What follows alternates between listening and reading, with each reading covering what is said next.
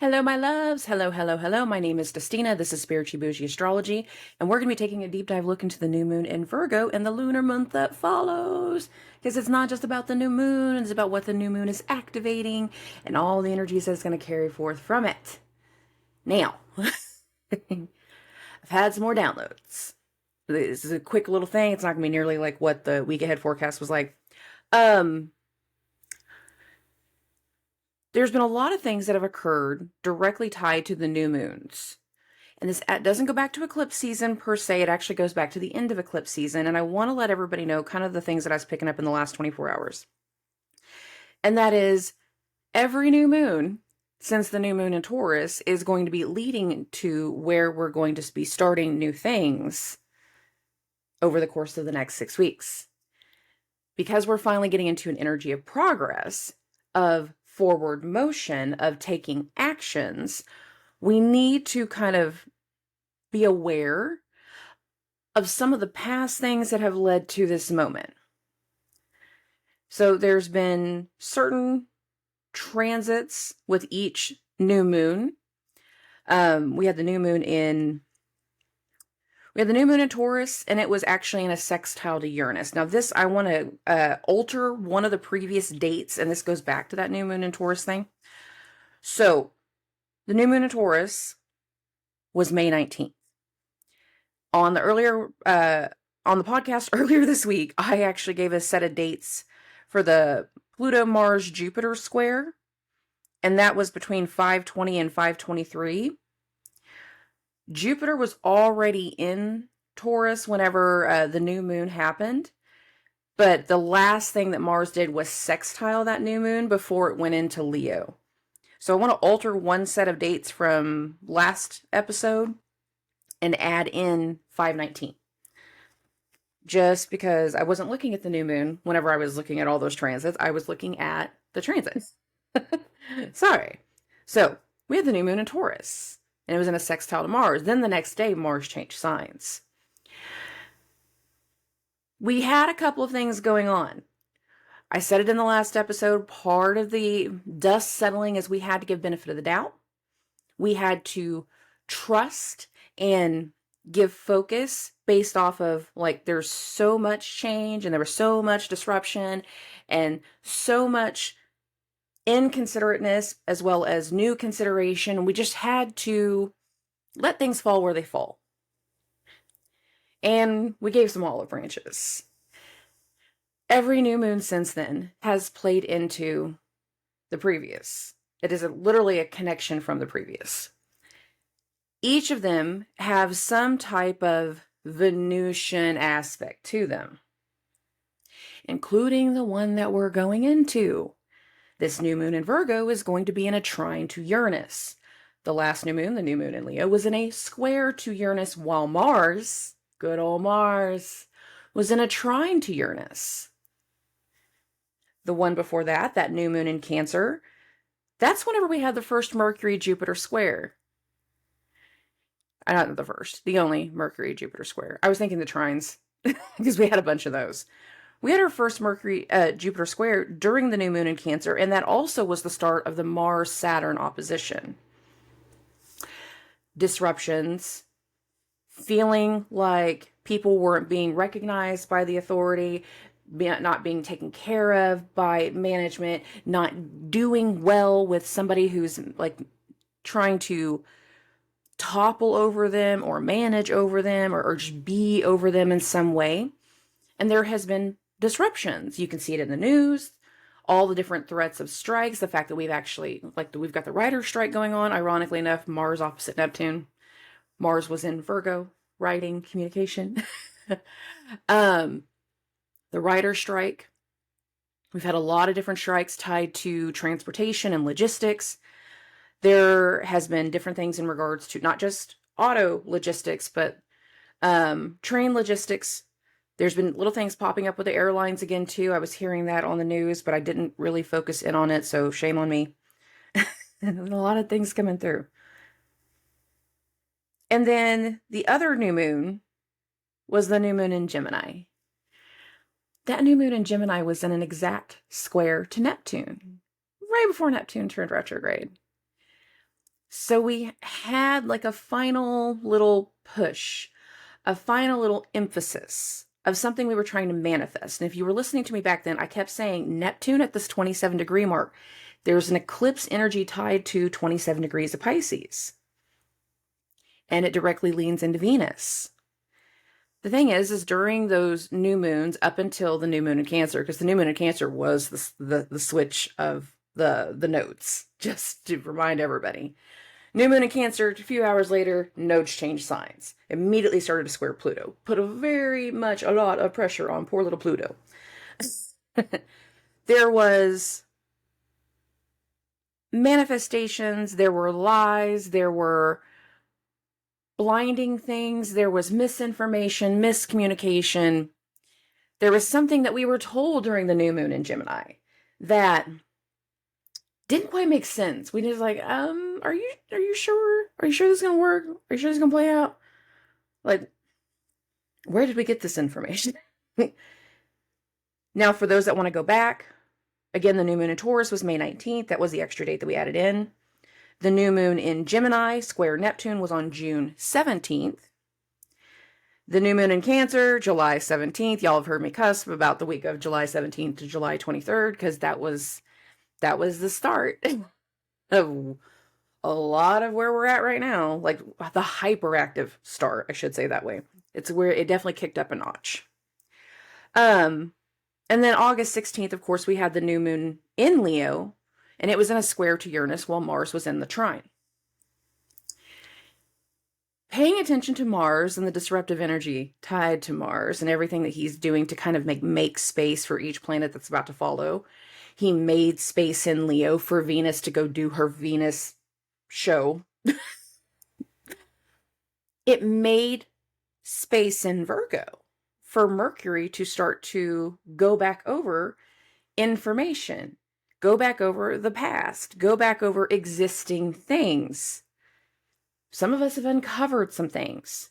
Some of us have realized that the decisions that were previously made don't fit their life. It doesn't fit their demeanor. It doesn't fit their goals. It doesn't fit their idea of what they want to be doing, either in a relationship, in the workplace, in life, in education. There has been things that have just kind of like let us know this isn't for me.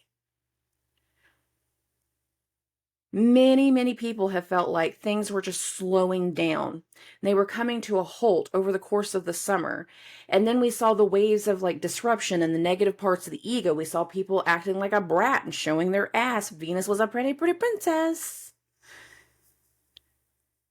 And the more we saw those actions of acting out, the more people took a step back and took a step back. If you take step backs from somebody, there's not going to be progress. And I'm saying that because of how many people have like messaged me independently going, I feel like I'm stuck. I feel like I'm stuck. I feel like I'm stuck. I feel like I'm stuck. Well, there's two reasons why everybody feels like they're stuck this week. One, we're waiting for the energy that hasn't hit yet.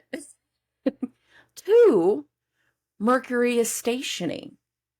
And it's a part of the energy that hasn't hit yet. It's a part of the turnaround that follows with the new moon. This new moon in Virgo is the new moon of transitions. We've kind of switched since eclipse season. Before, we would have the new moons and then a full moon that followed. But lately it's been different. Lately it's been the full moon energy and then the new moon. And this specifically started back during the eclipse season with Aries. Mars disrupted some things. Quite literally, Mars disrupted some things. So every time something is about to occur, we see the click making us take the step back, making us change our thought process, making us question our decisions. Some people feel like you've spent this entire summer waiting for things to line out. You were. You had bright ideas. You felt the need to go towards a certain direction. You felt the need to make change. You felt the need to step forward.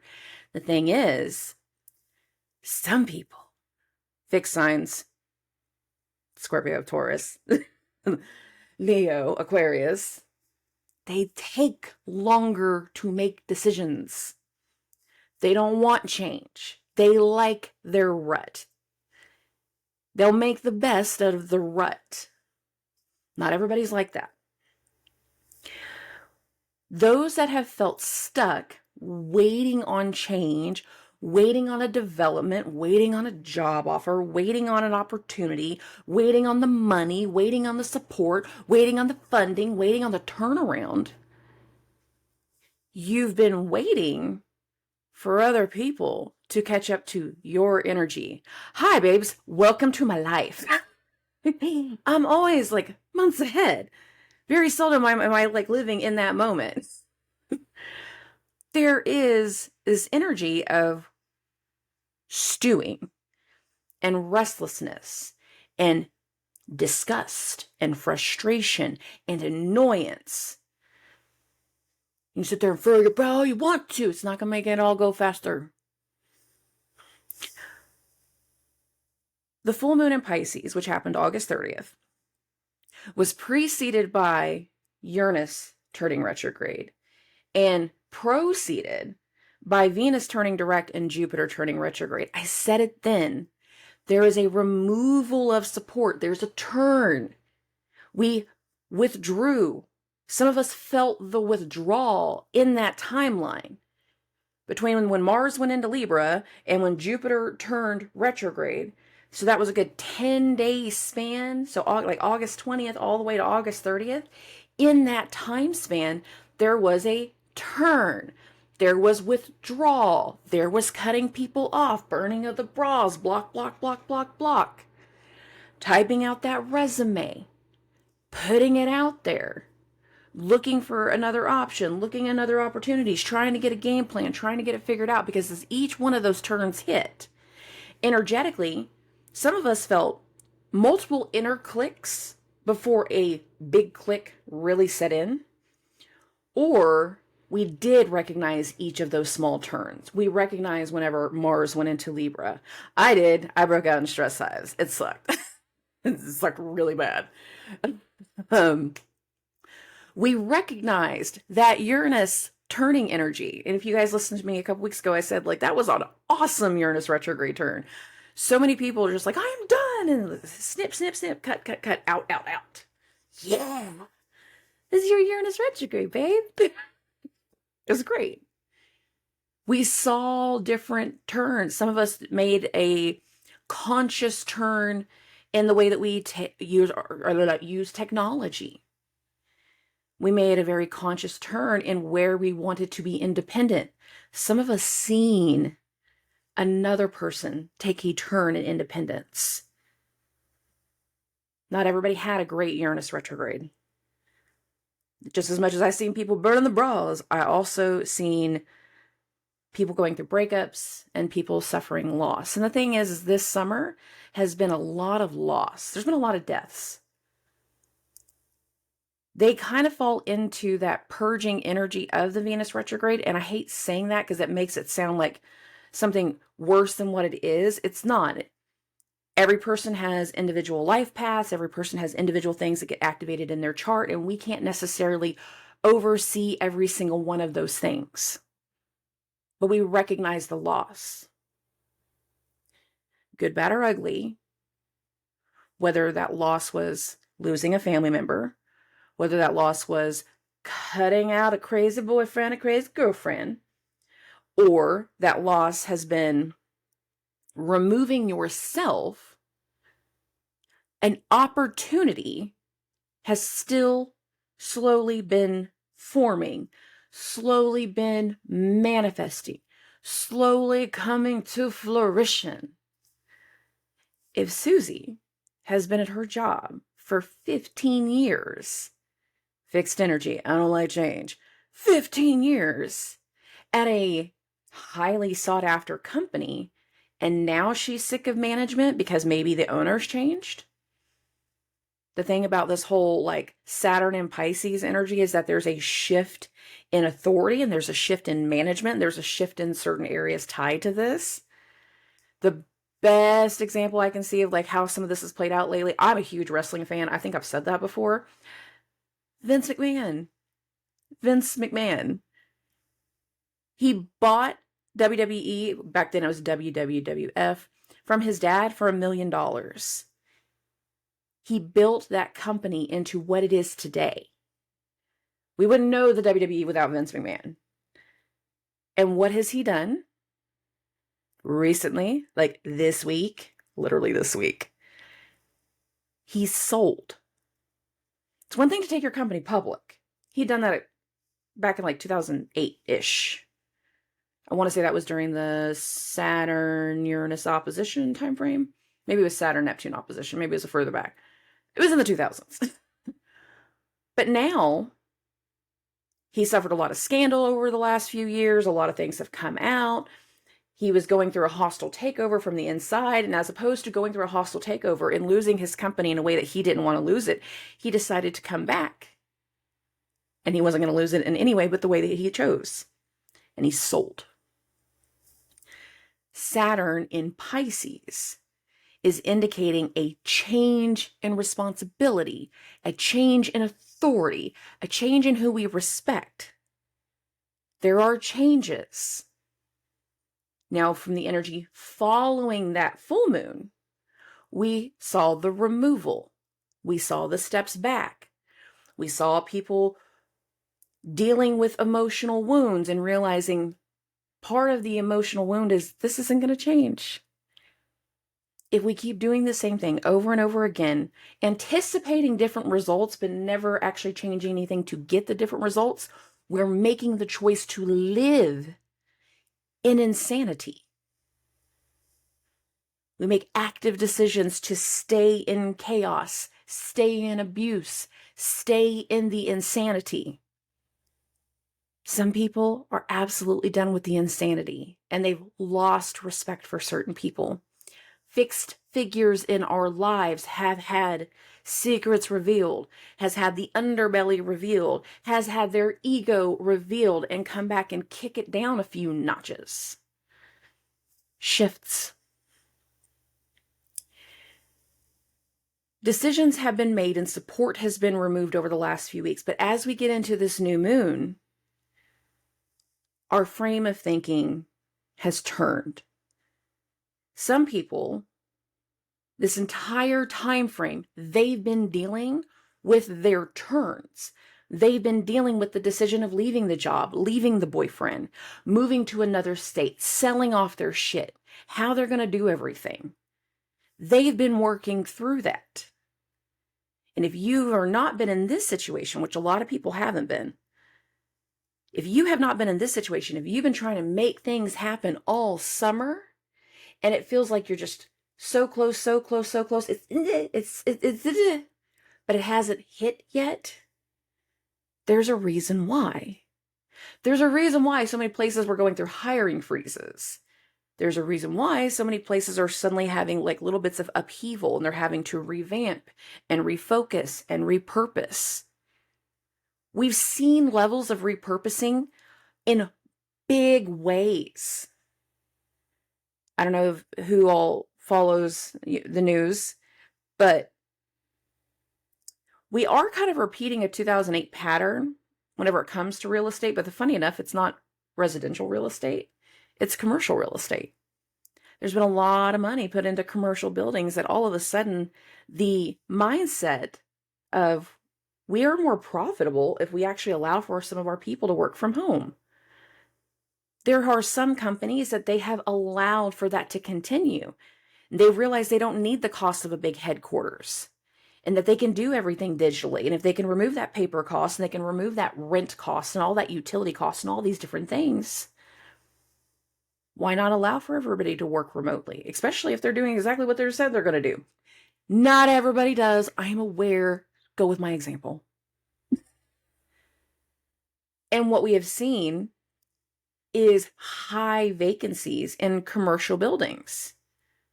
So one of the transitions that I have heard since the new moon in Taurus is ripples and rumblings of how they can convert big commercial buildings into more housing. into condos and apartments. I've seen it done before. We had an old, I think it was YMCA, it might be YW. It's in downtown Tulsa. It's like across from the courthouse. It was I'm going to say YMCA. I might have the one letter off, but the old YMCA that was original to like downtown Tulsa, it got closed. And at some point, investors went in and completely revamped it and turned it into housing. And different units in that commercial building have different costs to them. If you get one of the condos that has a basketball court in it, that's not a joke. They didn't take out the basketball court. They actually left it in. They turned it into like loft spacing, 1/2, 1/2. That one costs more than some of the other ones, but they made it work. And they made unique spaces for people to be able to rent. That was a transition that needed to come to fruition. We're in the midst of transitions. If many of you have been waiting for something to come to a head, to come to a purpose, to come to new light, you've been putting out your resume 5,000 times a day, you're applying to things in other states that you'd never consider. It's like, Montana's not going to be that bad. I mean, I can deal with the winter, right? Whatever. I can talk in Minnesota. It's okay. I don't know about Boston. I don't think I could do a Boston accent. I think I would stick out like a sore thumb in Boston. But we're seeing these things of just, we're reaching and we're grasping. And in a lot of ways, we're kind of grasping at straws. I need this to happen. I need this to get fixed. I need this. Take a step back. The reason things haven't been working, the reason you haven't had the right job opportunity, the reason we haven't got that call back, we haven't had the doctor's appointment, we haven't had the surgery, things kept getting delayed or one thing after another. The reason is it wasn't meant for you yet. And if you look at it like that, it makes it easier to palate whenever the right thing comes around. If everything from the new moon in Taurus has been feeding into where we're at now, let's think about how that timeline has started and where we're about to go over the course of the next month. Lunar month, because this is our last new moon before eclipse season, before the Libra eclipse, before the Venusian ruled eclipse. Venus had to show her ass. She just had to. Sometimes we gotta make a scene. It's the only way we could feel better. Is it petty? Is it annoying? Absolutely. But sometimes being petty and annoying is healing. It's healing. It's just necessary. It's like, you know what? I don't want to hold any level of negative energy. If I want to say something stupid, I'm going to say it. Now, the last new moon in Taurus, Venus ruled new moon, going into the next new moon in Libra, Venus ruled to Venus ruled. We had fixed situations erupt, a lot of disruption, and as soon as all the disruption was done, there was a bit of a mess and we didn't necessarily know who to trust, so we gave a lot of benefit of the doubt.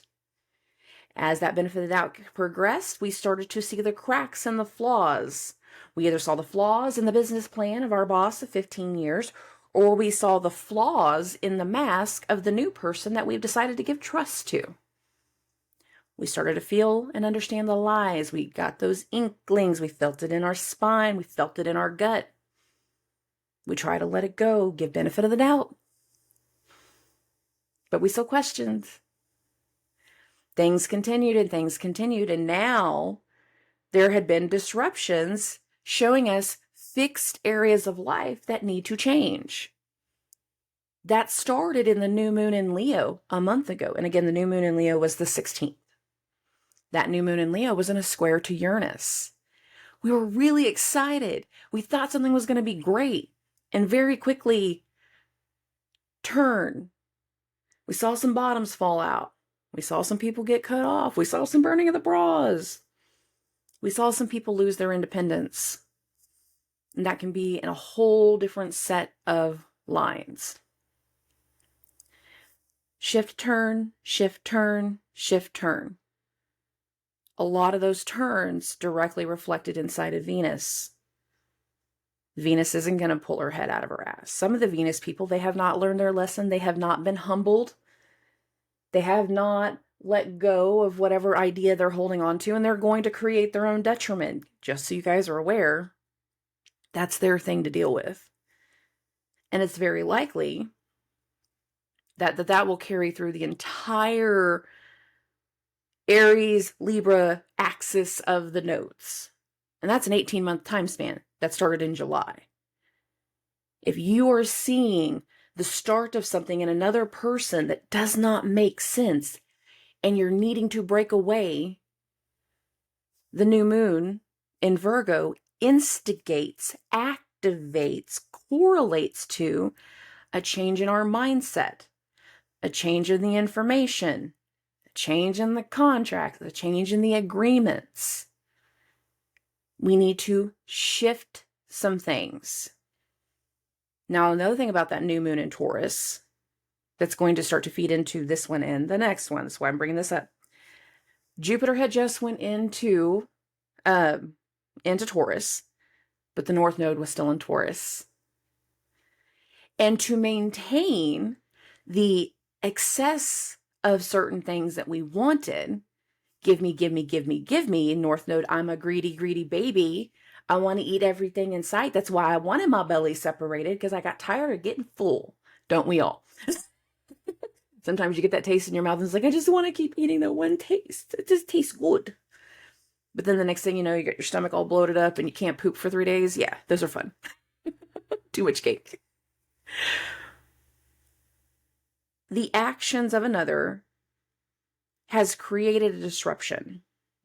Wanting more, give me more, I need this, give me, give me, give me. In some ways, that's been necessary. We need more money to make this run properly. We need this to run properly. We need more people. We need something. Those, in some ways, have been good, but in other ways, it has not. Some people have been getting greedy. Some people were very excessive in their spending while Jupiter was going through Aries. And that again was May of 2022 to May of 2023. They burnt up their savings. They burnt up the funds. They burnt up the support. They had real hopeful aspects that everything was just going to climb and inflate forever. The thing about all of the markets inflating the way that they did, and we had that level of inflation, is that ripple effect. And leading to where we're at now. Jupiter in Taurus is meant to resign to stability. But there was a lot of excess in a lot of ways. One of the reasons some people felt like they were running out of money is because we were spending more than we were making. That's an obvious statement. I am aware. But we kept in our head thinking, oh, it's just going to turn around in no time. Oh, it's going to be better next week. Oh, everything's going to be fine. Oh, it's going to be perfect. But it wasn't. Now we are in the mindset of understanding where change is necessary. And part of that change is cutting the excess fat. Now, whenever I say it that way, I'm a tunk, so don't even try it. Anyways, the South Node went into Libra. It went into the other Venusian sign. And right now, our focus is still very much on the Venusian energy. I've said this before in previous podcasts. We're not going to understand the full effect of the North Node in Aries and our gains that Mars is going to give us until after Mars's rebirth. And that's not happening until November. That's happening after eclipse season. We need eclipse season to rebalance things. And for those that want to know, the new moon in Libra, the new moon eclipse, is going to be October 14th. That's a month away. But this month is going to be the month of transitions. Once we get closer to the new moon in Libra, and I feel like many people, they're going to start to land on their footing and start their new thing, start the new job, start the new position. Not everybody gets a new job per se. Like, you're not changing companies, but you're actually like, you're going to management, like you're promoting. There's still an ending involved. Somebody had to leave, retire, quit, whatever, to make space. Make space. We're transitioning. That it's still going to require training somebody new and bringing other people on to replace you. But we are going into a month of transitions. If you are waiting for something to truly start and kick up, that's not going to happen until October. In the new moon in Virgo, we start an energy. Literally, the new moon, just before the new moon and after the new moon. We start an energy of pivotal steps forward. Some of this new moon energy that we're going to pick up is also activating some of those seeds that were planted back earlier this spring. Again, if that part does not make sense, go back and listen to the recap, the intro of the week ahead forecast, because that will make it make more sense. We are about to have a very big harvest from the seeds that was planted in May, in April, in May, and in June. We're about to see the fruit. We're about to see the harvest. We're about to see the results. Now, here's the thing. Not everybody did what they were supposed to do in the garden. Some people didn't use their pesticides. Some people didn't manage it at all. Some people kept forgetting to go water everything. Some people were pushing themselves out of alignment. And the ones that were pushing themselves out of alignment, they're going to be the ones that see the loss, the trim in this transition month. They're going to see people fall away. They're going to see things fall away. We're going to have disruptions in relationships. All levels of relationships, parental relationships, familial on all levels, your friendships, your business partners, your romantic partners. We're going to see disruptions in relationships. Now, when I say disruptions, it's easy to go to the negative. Everybody goes straight to the negative. I say anything and they're like, oh my God, I think the world is going to end. That's not what I said.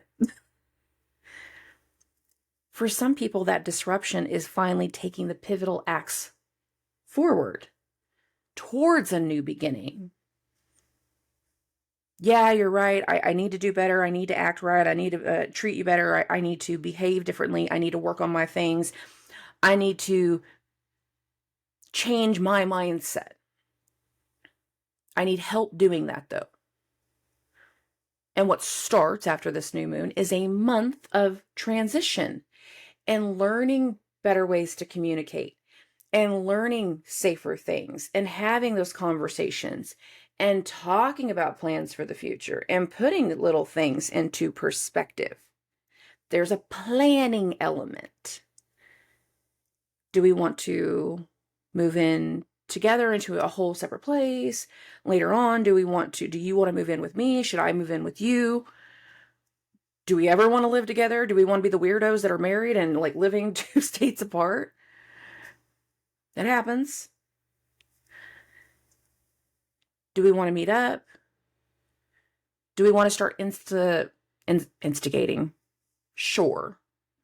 Let's say instigating. It's not the right word. A date night. Some people, the way that they work through their problems and they work into their relationship is to create new patterns. I know I just screwed that up. We need to create new patterns. This new moon in Virgo can instigate the new pattern to stabilize a relationship. This new moon in Virgo can lead to the transitional actions that create space for new opportunities for the people that felt like they've been stuck all summer. We've been waiting. I know. Like, I just feel like everything's going to happen. But for whatever reason, I don't feel like it's going to happen till October. That's eclipse season. That's why you feel like things will finally happen in October. However, the month ahead instigates the transitions. the people that are leaving, the people that are going to be making space, the people that are going to move up, down, side to side, whatever. The people that are expanding their business, the people that are starting a business and creating new job opportunities. We're in a moment of creating the montage. That again goes back to the end of last week's episode. Those 80s movies where you see like a 2-minute clip of music and how they completely revamp a space. But that process of revamping the space took weeks. We're in the process of creating the montage. That starts in the energy of the new moon and in the weekend following. Every day up until this new moon, there was no start. It was anticipation. It was waiting. We're antsy. We feel like something's about to happen. We feel like somebody's about to call. We feel like something's about to go right. We're waiting on it, but it hasn't happened yet. Is it going to happen directly during the new moon? Not necessarily. This is why I say lunar month. Pay attention to the whole lunar month. The last new moon showed us where we needed to make change. We felt that need. Many of us have taken a step back from individuals, taken a step back from our bosses. Like I said, you've dusted off your resume, you've done these certain things, and you're starting to make steps forward. Other people have tried to make steps forward, but you're realizing, like, I don't even know if I want to do that yet. You need something to kind of spark. This new moon can be a mental spark. You haven't had the right information yet. You haven't had the right conversations yet. You haven't met with the right person yet. You haven't had the right idea come through just yet. In the days ahead, that will happen. The great thing about this particular Mercury retrograde is Mercury doesn't stay in the stationing point for very long. Like, it just started to station at the beginning of this week. But it goes direct Friday afternoon. By, I think it's Tuesday next week. I'm pretty sure it's Tuesday or Wednesday. So either whenever the moon is in, no, it's Tuesday. So after the moon goes into Sagittarius next week, that is when we're going to see movement. That is whenever we're going to get to the point that we feel the idea come through. That's when we're going to see the job posting. That's when we're going to get the call back. Say you've already interviewed for the job and you're sitting here going, I guess it wasn't a fit. I don't know what happened. It's right. You don't know what happened. You don't know what's going on that other side. You don't know what changes has just happened. You don't have a clue. Now, some people, we're not going to start something new per se in this one. The transition is going to be, again, think that downsizing thing. Companies that are going to go ahead and go to people can work from home. One of those downsizing things can be closing the building. Oh yeah, we're going to let that lease go. Everybody's going to go remote from now on. Everything will be remote. You have to do it from your office chair and your PJ pants. Just make sure like this up here looks normal. If anything, it's going to be on camera. I'm in shorts. I'm not in PJ pants. But we need to transition. We have to pack the building, sell the equipment, get rid of some office furniture. We have to close shop. That can be an energy that instigates in this new moon, knowing that your full-time working from home remote position will start in October. We're making the montage. This new moon feeds from things previously. I've said that in the last week's episode, like some of the energy that are about to activate, they're feeding from things from all the way a few months back, and they're going to start to manifest moving forward. We're about to see the next half of certain stories. We're about to see certain things play out. We're about to see, in some cases, just what Venus was doing and what she got caught doing and what she shouldn't have been doing. And that will result in certain things coming around and coming to the surface. Sometimes Venus wasn't the boss, suddenly wanting to do crazy things in the business. Sometimes Venus was the dumb kid that was showing his ass all summer, finally got arrested, and is now wanting to make deals. I see a little bit of that too.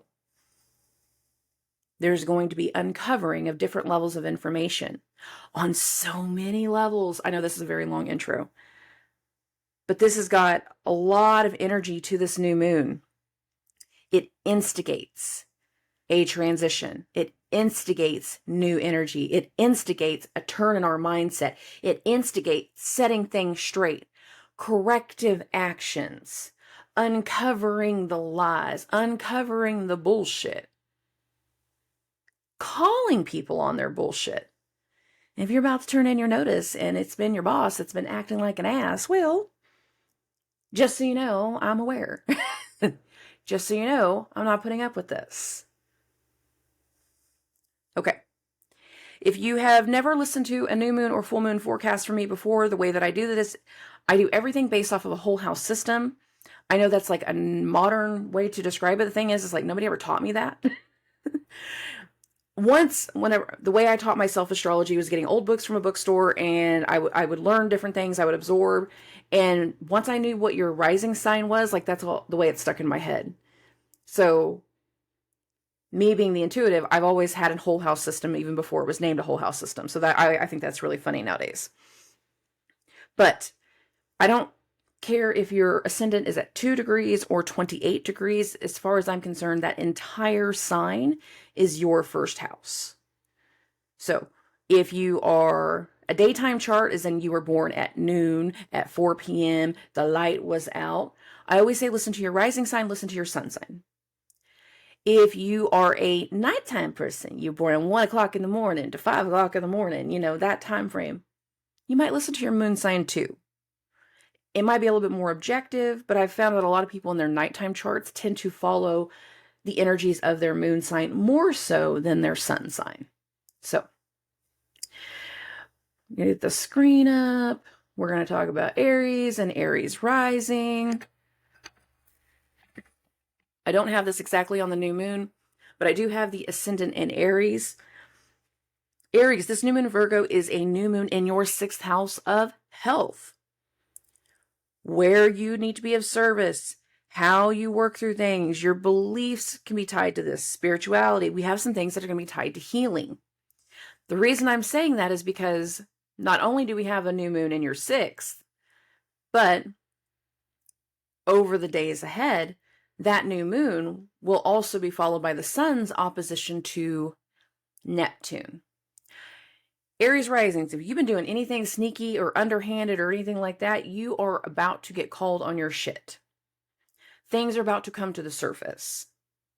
By having Mars, your chart ruler, in the 7th house, I'm seeing a flux of different energies. One, some of y'all been acting like an ass, and now your actions are directly impacting relationships with other people. Many of you are going through cutoffs or breakups. I don't just mean this in the emotional, romantic sense. I mean this in partnerships. Business partnerships are at risk. Contractors, your employees, things along those lines, they are also at risk. Some of the ways that work has been getting done, some of the things that have been going around, they've directly impacted your volume, and they've been impacting your pocketbook. We've given too many liberties to certain people. In your guys' case, we've given benefit of the doubt to too many people. And now, those connections, those people that we trusted to do their job and do what they needed to do, we realize we can't trust them anymore. And we're going to have to let those people go. Some of us, we've been trying to do things with an actual, just one extra person. It wasn't employees, it was our business partner. It was a romantic partner. It was somebody else. We've been trying to do something with another person, and we're realizing it's just not working. If we're not the one realizing it, if you guys have been getting grabbed by Venus in your 5th house of love, romance, joy, happiness, and children, some of y'all have not been getting your way. Some of y'all have been acting like a child. It is the 5th house. And now what you're actually seeing is not necessarily that you need to break away from somebody else, but that people are going to start breaking away from you. Mars is a disruptive energy by itself. I'm also a Mars ruled individual, so I know this just as much as you guys. But the thing is, Mars ruled individuals can do their own damage. They can create their own undoing. If we're not doing things the right way, if we haven't been taking proper steps forward, if we haven't been doing the correct thing on all levels, if we haven't been managing our people, if they've been doing things behind our back, all of those things that have been getting done behind our back have done a very specific thing. They've impacted our money, how we make money, the way that we've been making money, how we spend our money. Money's running dry. Assets are low. We don't necessarily know why. Many of you are going to start going through things tied to legal matters. Some of you guys are going to be looking to take out a loan for the business. And that's going to be something that starts to come through over the course of the next few months. Restructuring some things. Some people are going to have to deal with full-on lawsuits. Maybe not necessarily just in the next few months, but some of the energies that are going on right now can lead to lawsuits later. You need to be aware of that. Something from this new moon going into eclipse season can completely turn itself around by the next eclipse season. Doing the right things for other people, especially whenever it comes to a business sense, is the best way to turn around financial issues. Where do things get messed up? How can I correct this? How can I do other things? So much of what has gone on has been tied to other people and their actions. If you've been the one doing the negative actions, then you're feeling the repercussion. You're feeling the cutoff. You're getting served papers. You're getting blocked on every platform. You're getting the threats of lawsuits in your voicemails going, "You never finished this job and I'm mad at you." We try to do things. We had grand ideas, and certain aspects or the certain people that have been trusted have now created a negative impact. We have to cut them out. Some of you guys have created the negative impact and you're getting cut out. Some of you are dealing with children and trying to get some things set straight for them. It's not necessarily an easy thing to do, but we have a disruption going on tied to other people. And the thing is this new moon can be the new moon of corrective actions in so many ways for you guys. Mars is leading the charge right now. If somebody says you didn't finish the job, go finish it. Take that direction. Take those lumps. Do the right things for other people right now because it's going to benefit you later. If you fight and resist and do everything against doing the right thing, it's going to come back and bite you later. Do the right things in how you care for yourself and how you care for other people. Be aware of your health. If you're having delays tied to your health or the health of another person, be honest. Don't lie about it. Don't try to cover your ass. Don't try to do something else. Be honest about the situation. That's going to make things easier later on. If you do the right things now, it's not necessarily going to end up costing you money later, or not as much. Okay. For Taurus and Taurus rising, this is a new moon in your 5th house. Love, romance, joy, happiness, children. Your chart ruler is now direct in Leo. And over the next few days, Venus is going to square Jupiter. And this happens the weekend after the new moon. You're going to give direction. You're going to deal with something with family. You're going to be dealing something with things around the kids. We're going to have to make certain changes in our routine based off of what's best for the kids. We're having to make certain changes at work based off of what's best for the kids. You are making a lot of changes. Some of it's not about kids at all. Some of it's based off of a love. Some of it's just based off your own personal happiness. This Mercury retrograde in your 5th house is going to go direct right after the new moon perfects. So the new moon perfects today on the 14th. Mercury goes direct tomorrow on the 15th. So, new moon energy with a flip in the mindset. I haven't been happy in a long time. I don't even know what makes me happy anymore, but I'm tired of not being happy. I'm tired of being in this relationship where I'm always feeling lied to. I'm tired of this person acting crazy and acting an ass. I'm tired. I want something different. I want new things. I know I have to take new steps forward.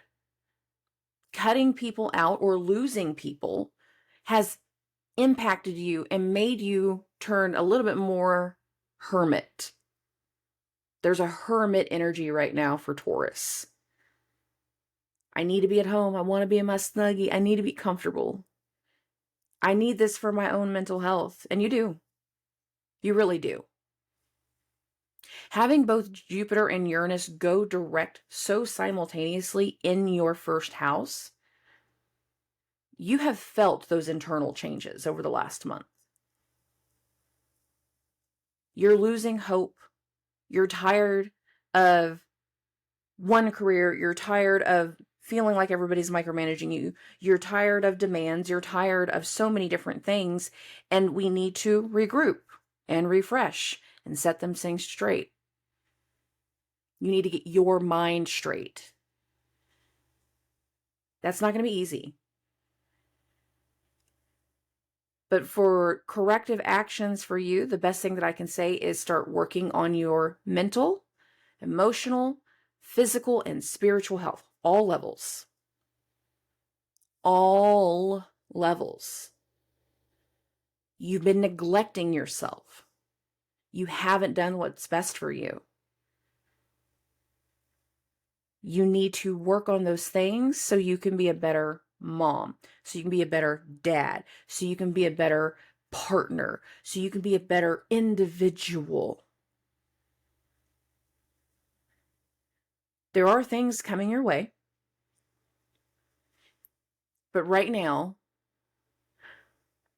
getting your head straight, putting better connections in place for family, putting more hope into what matters to you, who matters to you, the people that don't compromise your mental health. There are some Taurus risings that you're still holding on to a relationship that you shouldn't be holding on to. Here's the deal with Saturn in the 11th. Saturn in the 11th does a lot of tests in regards to, can you tell the difference between who should be your friend and who shouldn't? Can you tell? A lot of times you can't. For the next 2.5 years, this started in March, whenever Saturn went into Pisces, a lot of the energy has been tied to showing you who your friends are, who your real people are. And the ones that aren't good for you, the ones that aren't meant for you, they're getting cut out. They're either leaving you behind because you've been showing your ass. Sorry, Venus is your chart ruler. Venus is your chart ruler, and Venus is retrograde. Some of y'all were showing your ass. Some of y'all were nesting and just revamping the house. But even then you were showing your ass because you weren't getting your way all the time. And as soon as somebody told you no, you threw a fit. We can't turn this Victorian into an open concept. We've got to do something else. This is what I want. You should have bought a different house. Hard truths. Hard realities. For you to understand the best ways for you to be happy, you have to start investing in your care right now. Your physical care, your mental care. Yoga is going to be great for this. This helps with alignment. This helps with the spiritual side. This is going to help you heal your heart chakra. It's something you need to do. Taurus risings have so much heartache right now. The only way that you're going to get your head straight, that you're going to start to heal and you're going to start to feel happy again over the next few months, because not all of you can do it in a month. I really do feel like with a lot of the Taurus risings, it's going to take a couple months. It might not even take, you might actually not even start to feel whole again until January. And that's because Jupiter and Uranus will turn direct. Jupiter turns direct actually on December 30th, but Uranus is going to go direct in January. You might feel those first inklings like right at the new year, and then even more after Uranus turns direct. But until we get to that point, the focus is you and what's important for you, who relies on you. Getting your head straight, getting your mental health straight, getting your physical health straight. Get your health in order. This is what's going to be what restores your hope and your faith. Trust me on that. Okay. For Geminis and Gemini's risings, I can't talk. Whew. This is a new moon in your 4th house of home life, and family. Mercury is your chart ruler, and Mercury is about to turn direct. It's about time to get some things fixed at home. Issues with loved ones, issues with siblings, issues with past indiscretions. Many of you are still dealing with the repercussions of decisions that you made last fall. That's because of Mars. That's because of Mars. There are things that happened even during the last eclipse season, so back in May, that have led to events that occurred during this Venus retrograde. We've had things come to the surface. We've been called on our shit a few times. We've said some things and it has come back to bite us. Fighting with family, fighting with people at work. If people are working from home, like trying to get that fixed or get that corrected. We've had issues with authority figures, whether it's because of our own actions or the actions of a family member or the actions of our kids. We've seen things. You guys are going through a very big cycle of trying to get mental and spiritual health also in alignment. Not quite like Taurus risings, but you don't necessarily understand the full impact of your decisions right now, and you're not really going to until after Jupiter comes into your 1st. If you're coming from a selfish nature, then when Jupiter comes into your 1st, it's going to feel gluttonous. It's going to spark jealousy. It's going to spark more issues. Sometimes y'all be like, what, jealousy doesn't have to be a bad thing? Yes, it can. Depending on your actions and how you instigate it, yes, it can. I am a Gemini Sun and Mercury. Trust me, I know how ornery we can be. Again, a lot of the focus right now is what's best for you and your family. How you and your family can bridge over troubled waters. How you guys can get back on the same page. Whether that has to do with inheritance, whether that has to do with, run-ins with the law, whether that has to do with, jail. I've seen Jupiter in the 12th result in jail before. Having both Jupiter and Uranus in the 12th can result in things where you start to lose independence.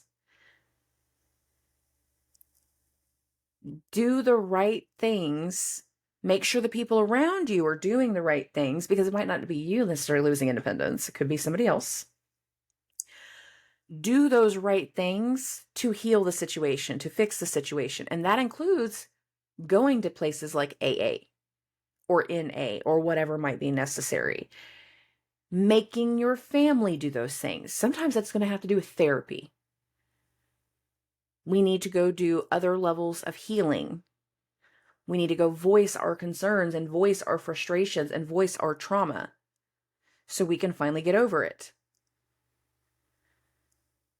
Some of you are going to end up in a courtroom in the next 6 months, or you're going to end up in front of a lawyer if you haven't already. Something about Saturn in the 10th sometimes can be just as impactful as Saturn in the 7th. It's just like, we can deal with very similar legal things, but the thing is, with Saturn in the 10th, a lot of your legal things are public. People know about it. People are aware when you were showing your ass.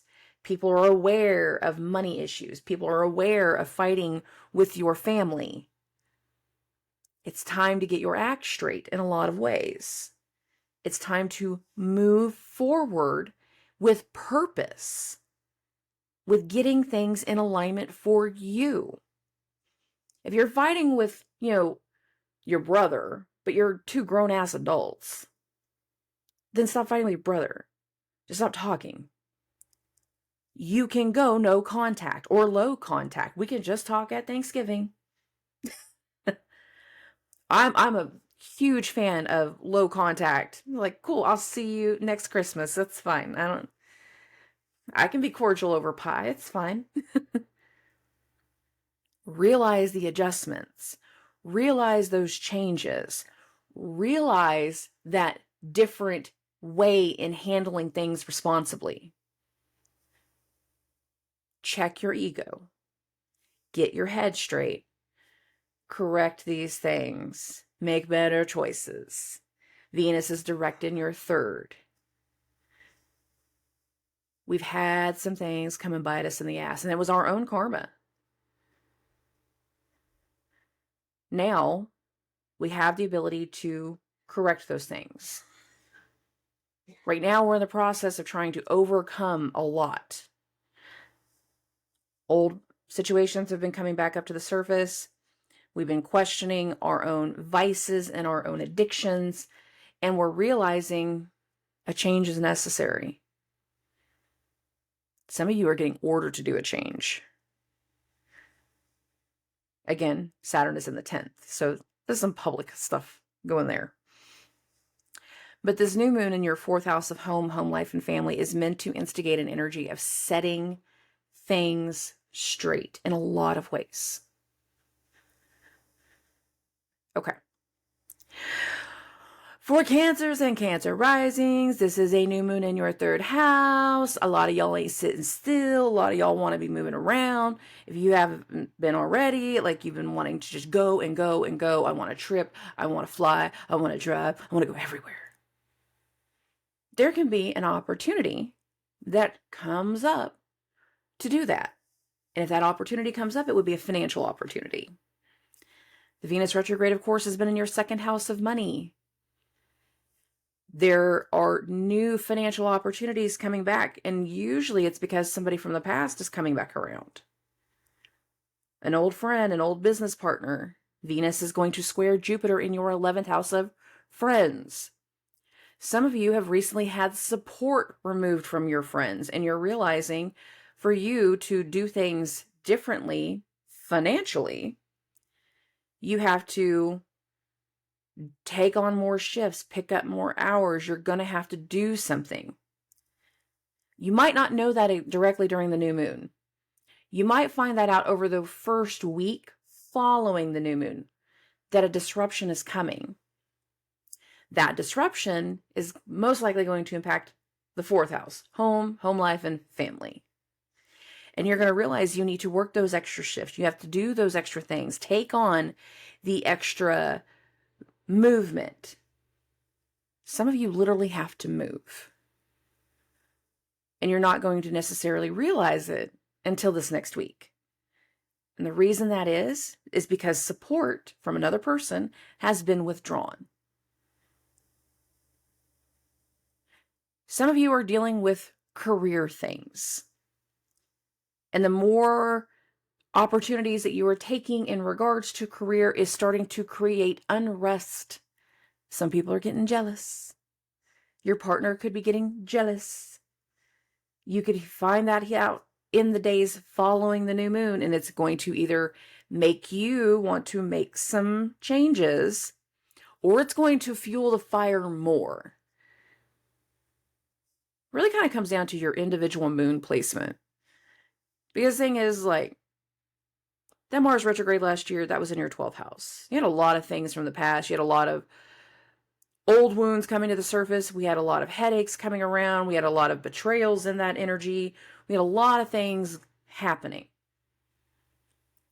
They have led to a whole different mindset for you guys. And we have some unfinished business tied to either a legal matter or another person or a partnership.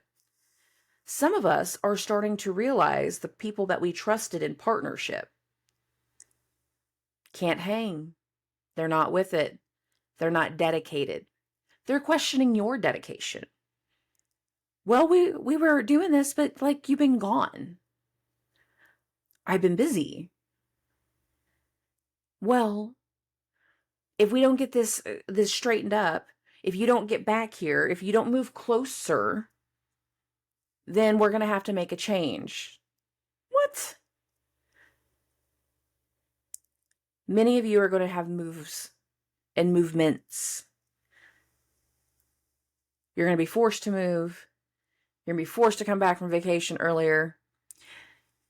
It's like, man, I got a cruise booked. Like, I had a whole month. I needed a break. And really, Cancer risings, I could see it. Y'all needed a break. But that break is ending. Either we're about to go through a situation in the home life where every time we make $1, we have to go fix something in the house with the Venus-Mars sextile energy, or every time something breaks, you just feel like you're just putting more money into it. Every time there's a disruption with a friend, you have to deal with more money. You're putting something else in there. And again, we're leading towards an energy that's going to result in a break. It's not all going to happen in a month. But we're about to hit that teetering energy. And I would really like to see how this is going to play out for Cancer risings. Because I feel like for some of you, it's going to be like, every time we make $1, we're putting money over here. Every time we make $1 in a way that gives attention to us, we're disrupting something over here. Maybe we're in that roommate situation. Maybe we're in a significant other situation and like, you got a new job. This Venus retrograde gave you some new job opportunities. And all of a sudden we're instigating some fear in another person. Like how did you get that money? Oh, well, I took this side gig. Oh, I did this extra job. Oh, my buddy called and asked if I would bartend this weekend. Oh, so-and-so asked if I would cover this open house. And then I got a couple agents, or I got a couple buyers that just came through, and it just worked out. It was just so, systematic. Like, it just happened. It just kind of manifested. I wasn't trying. And it sparks jealousy. And there again creates disruption. There's going to be disruptions in the household, disruptions with the family, disruptions with mothers and matrons. And some part of that energy truly instigates after the new moon. We're going to hear about it. We're going to learn about it. We're going to have some kind of fear trigger come through, letting us know that something has gone on, that something is happening. And for some of us, for every $1 we make, what we are going to be having to do is travel home. We go home. I did this whenever my grandmother got sick with cancer. I think I was home maybe 4 days out of the month. I would literally come home, repack my suitcase to get fresh clothes that didn't look exactly the same. I would go to work, and then I would drive to my grandma's house. I would drive back up for work and drive to her house. Hour plus each time. But I did it.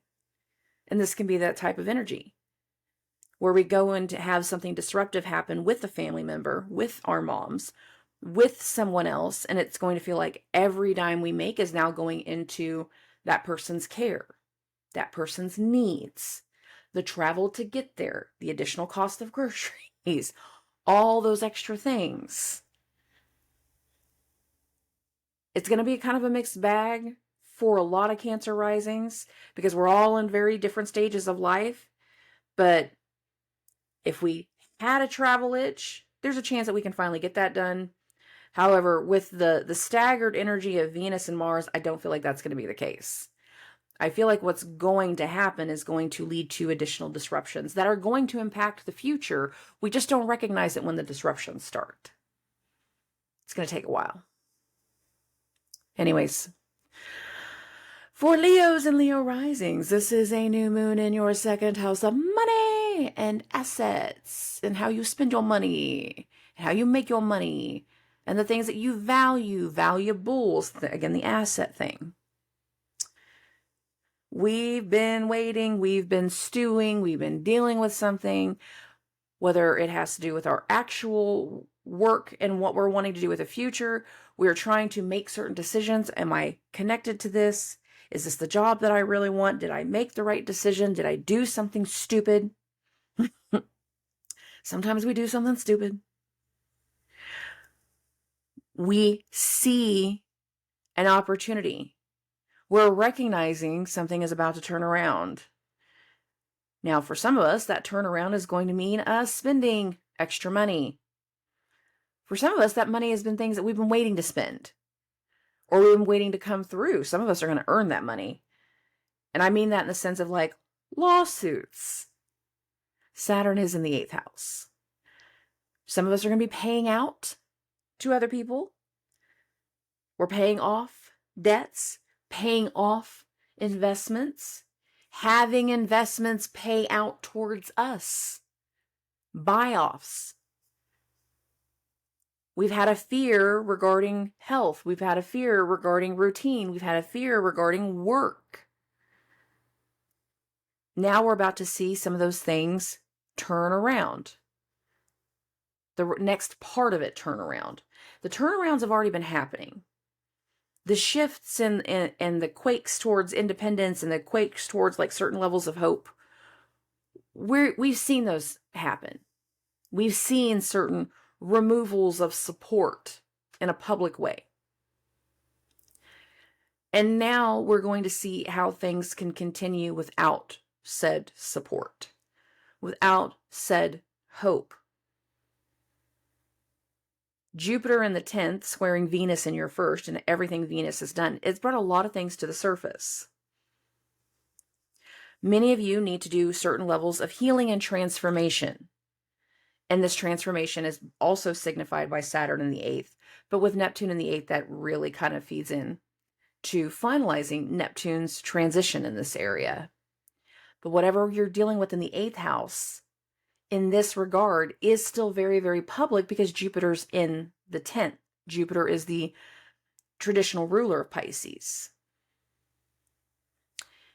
The sun is your chart ruler, and the sun is in Virgo.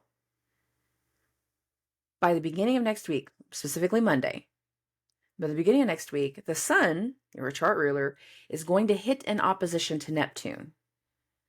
There's going to be something uncovered. There's going to be something that turns around. There's going to be something that comes to the surface.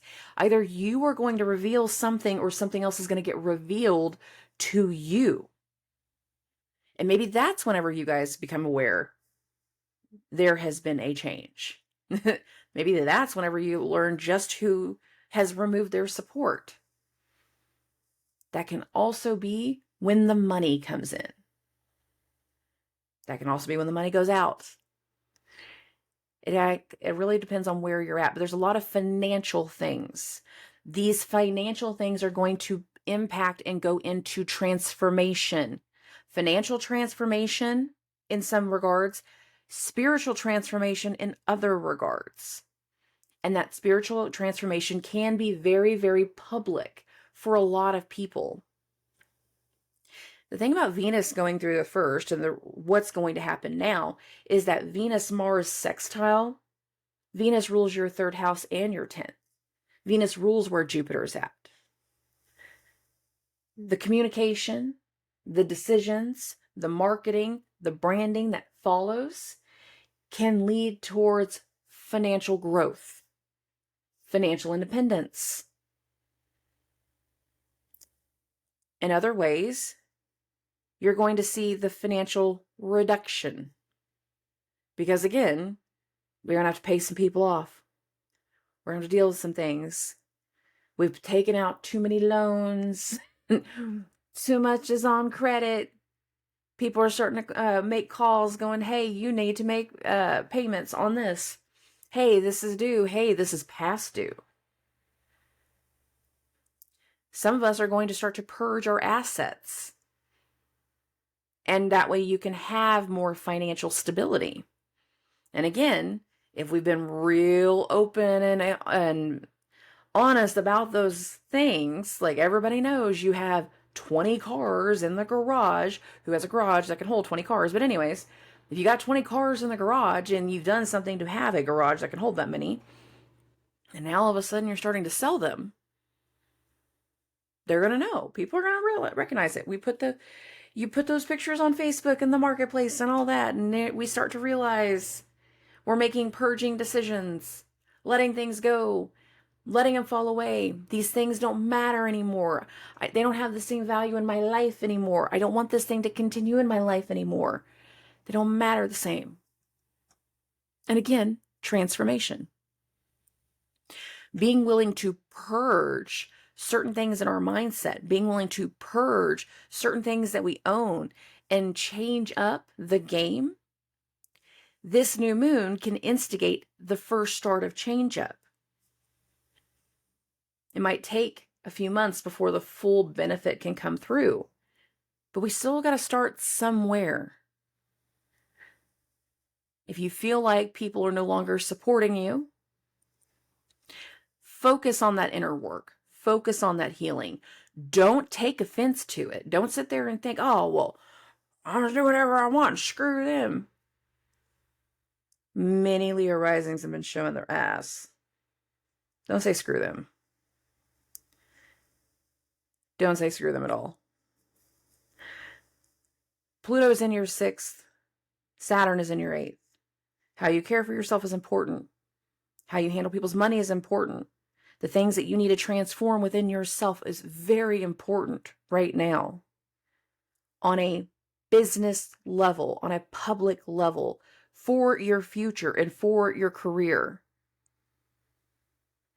Minimalize. It will help you. Don't be so boisterous for a while. It'll help you. I know what I said, and I said that to a Leo rising. I know. Don't be so boisterous for a while, and it will help you. Understand that communication is very important right now. The plans and the action, the financial plans and the financial actions can later lead to disruptions within the home life, but that doesn't have to be negative disruptions if we do it right. Mars will be going into Scorpio in a month. After this month-long Venus-Mars sextile, there's a plan here. There's active motivation here. We're putting things in place here. And again, it impacts our public image. It impacts our finances. It's impacting our career. We've got a plan to make. Focus on the plan. Don't get butthurt. I know. It's very easy to get butthurt whenever somebody says no. But don't get butthurt. It's in your best interest to not get butthurt. Okay. For Virgos and Virgo risings, we are looking at a new moon in your 1st house. And Mercury is retrograde in your 1st house. So, what were we doing in June?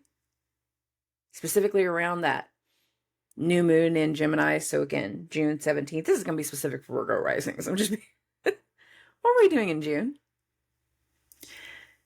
Some element of that new moon in Gemini is about to come back around.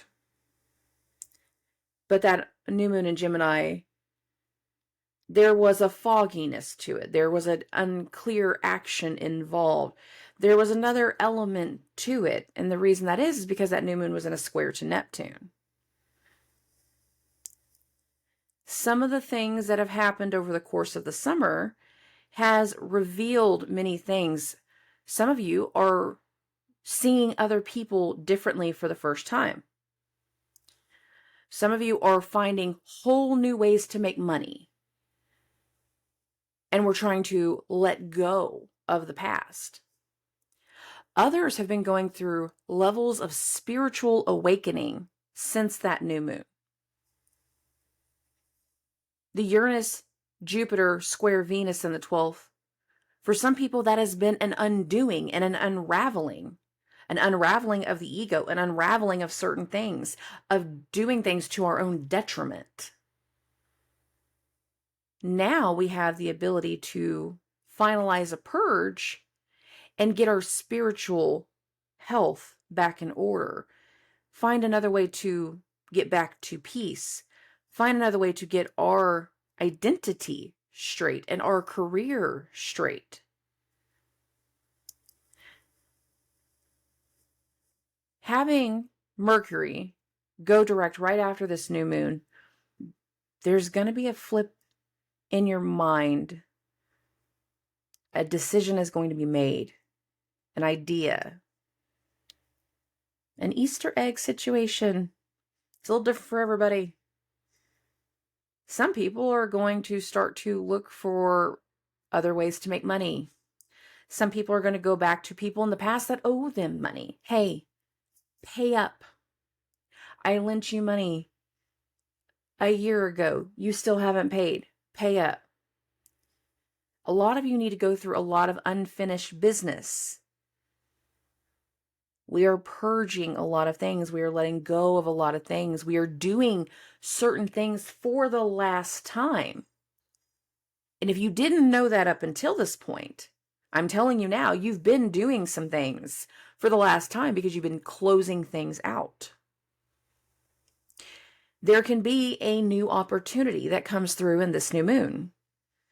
Now, if during that new moon in Gemini, we were trying to manifest something tied to career, that can finally come around. But more than likely, it's going to come around in a place that you're not anticipating, in a field that you're not anticipating. It's going to result in a move. It's going to result in changes. It's going to result in unimaginable commitments. And I say that in particular because as we go into the first part of next week, following the new moon, right after the new moon, we have the Jupiter-Venus square. Right after the Jupiter-Venus square starts to separate, that moon's going to go into Scorpio, and the sun is going to hit its opposition to Neptune. That's going to happen on Monday. There is going to be something revealed. Some of you are going to do the revealing. Some of you are going to finally see through something, see someone differently, see a lie. Some of y'all are going to get caught telling lies. Because again, we haven't learned our Venus lessons yet. We're still stuck on the ego. We got one or two more little things that need to happen before we let go of those things, before we're willing to finally sell and finally do a deal and finally do what's right. Some of us are just going to want to disappear. There's something about Venus in the 12th squaring Jupiter in the 9th. It's like, I think I'm just going to walk out the door, get in the car, and leave. With no destination, with nothing in mind. Just, I want to be gone.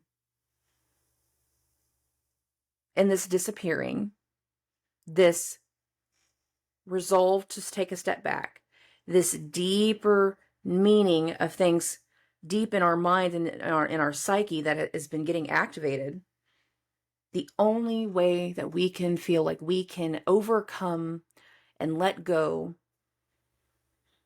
is to burn it all to the ground, is to let it all go. I'm just done. I want to leave. I want to escape. I want a new life. I'm trying to create a new life. It's not necessarily that it's escape in the sense of like I'm going to burn everything to that in the house to the ground. Sometimes it's going to be like, I'm going to burn this building to the ground. It's like, I'm not going back to corporate America. The way that I interact with people, the way that I'm doing certain things It can benefit me very, very well. And I don't need to do these things the same way. Many of you are also going to deal with some final things tied to finances and tied to loans or debts or taxes or shared assets. And that's a big part of the finality that's going to come. Now, the reason I say that is because Mars rules your eighth. That's other people's money. That's the money tied to other people. A mortgage, that. Taxes, eighth. Credit cards, eighth. We can have certain debts, taxes, or finances that we have to start paying off. We're closing out. Venus rules the second, but Venus is in the 12th. And the Venus-Mars sextile that's going to go through, it's going to be like every time we sell something, it's to pay something else off. Every time we do something, it's to pay something else off. And by the time everything is done, the fire sale has happened. The entire building is empty. We've had the merger. Everybody's going to start working from home. And now we're in this closeout, a whole different level of closeout. We'll see the benefit later on. We'll see the benefits of Venus. We'll see the effects of Venus. Some people aren't necessarily going to get benefits. Depends on what their decisions are over these next 2 weeks. Some we're not going to see benefits. We're going to see the effects, the results, being held accountable. Start doing the right thing now with the new moon. That will help you with the accountability later. If you have to sell some things, then sell them off. If the whole idea is that after all of this is said and done, you're just going to run away, make sure you're doing the right things to run away, to relocate, to start over, to go somewhere new. Don't hurt people in the meantime. Okay. For Libras and Libra risings, this is a new moon in the 12th house. The unknown, the unseen, endings, letting things go, letting people go, finding peace, finding healing, wrapping some shit up. This Mercury retrograde has also been in the 12th, and there has been things that keep coming to the surface, things that have been getting done, and you still don't know all of it. There's been a lot of things that have still been not done behind your back. You're not going to know the full effect of the things that have been done until these planets start to come into the first. Right now, you're just dealing with the disruption, and many of you, you're dealing with disruptions tied to your friends, tied to other people, tied to groups of people. So your clients, students, your coworkers, other people. Some of you are dealing with a legal matter. You've been served in some way.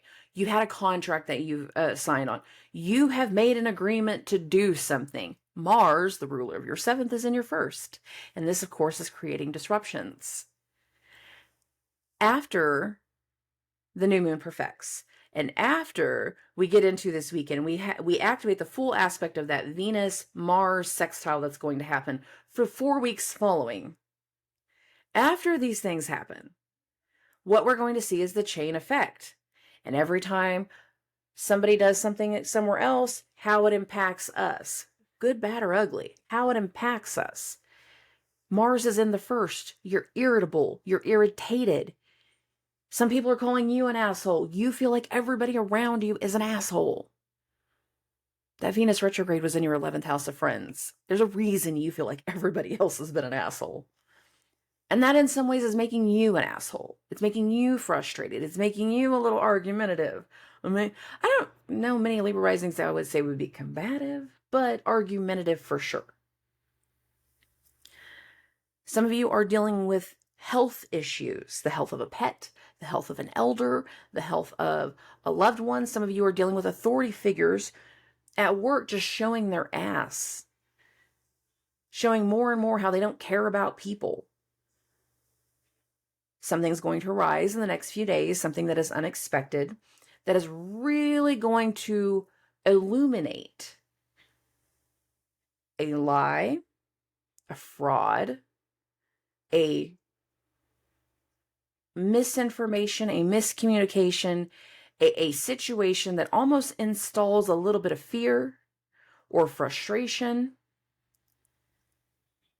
And in these next 2 weeks following, it's not even the full 2 weeks, it's going to be a little bit less than 2 weeks, following the new moon, after the moon Neptune opposition, like the things really start to set in.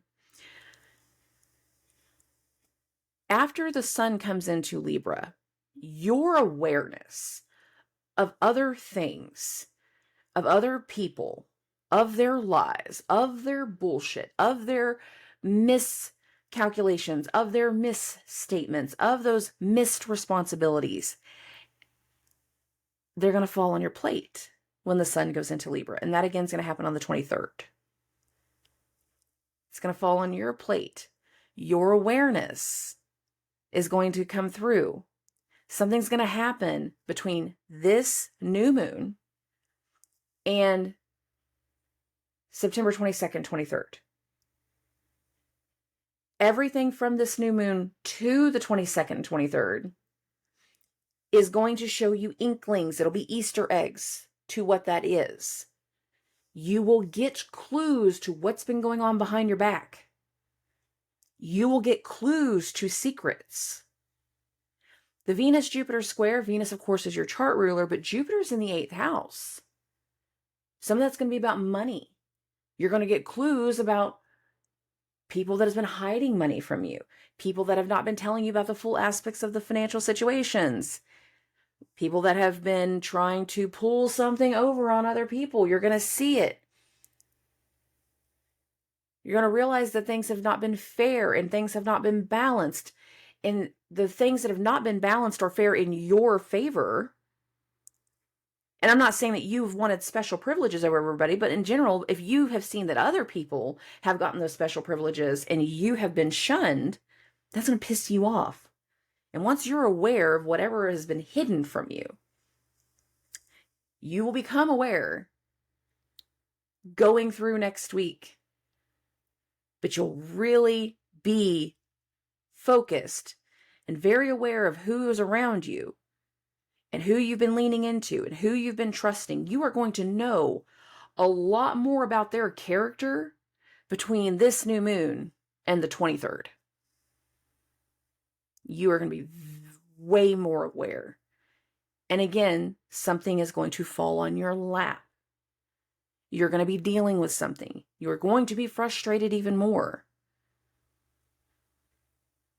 By the end of this Venus-Mars sextile energy that we're going to start throughout this weekend, so throughout the new moon, throughout Mercury turning direct, and throughout the weekend going into next week, as those things are starting to go through, as those things are starting to happen, every time your friend does something, something happens at work, every time a client acts out, every time something goes on with the boss, every time something's going on in a certain way, oh, you're going to feel it. It's going to piss you off. It's going to irritate you. It's going to motivate you. But not motivate you to fix this situation. It's going to motivate you to find a new situation. Cut, cut, cut. Bye, bye, bye. Piss off you. Sick of your shit. Some of you, whatever gets revealed over these next few days is not going to be about lies or fraud or anything like that. It's going to be about somebody's health and something that you are not aware of. Hell, even they might not have been aware of it. That sun's opposition to Neptune, whenever it comes to health things, it can be the nervous system, it can be the lymphatic system, it can be an area that wasn't being clued into before. Fluids in the body, uric acid, that's gout, by the way. You'll have something come through that is not what you're anticipating, and it's going to affect you as an individual. The weight of that situation, the weight of that person's decisions. Some of it's not going to be a health issue. Some of it's going to be about an addiction or a vice. Somebody's been lying to you about gambling. 8th house, Jupiter's in the 8th. Somebody's been lying or not telling you the truth about where their money has been going. And again, it's going to result in you becoming very, very aware of something about another person. It's going to be disruptive.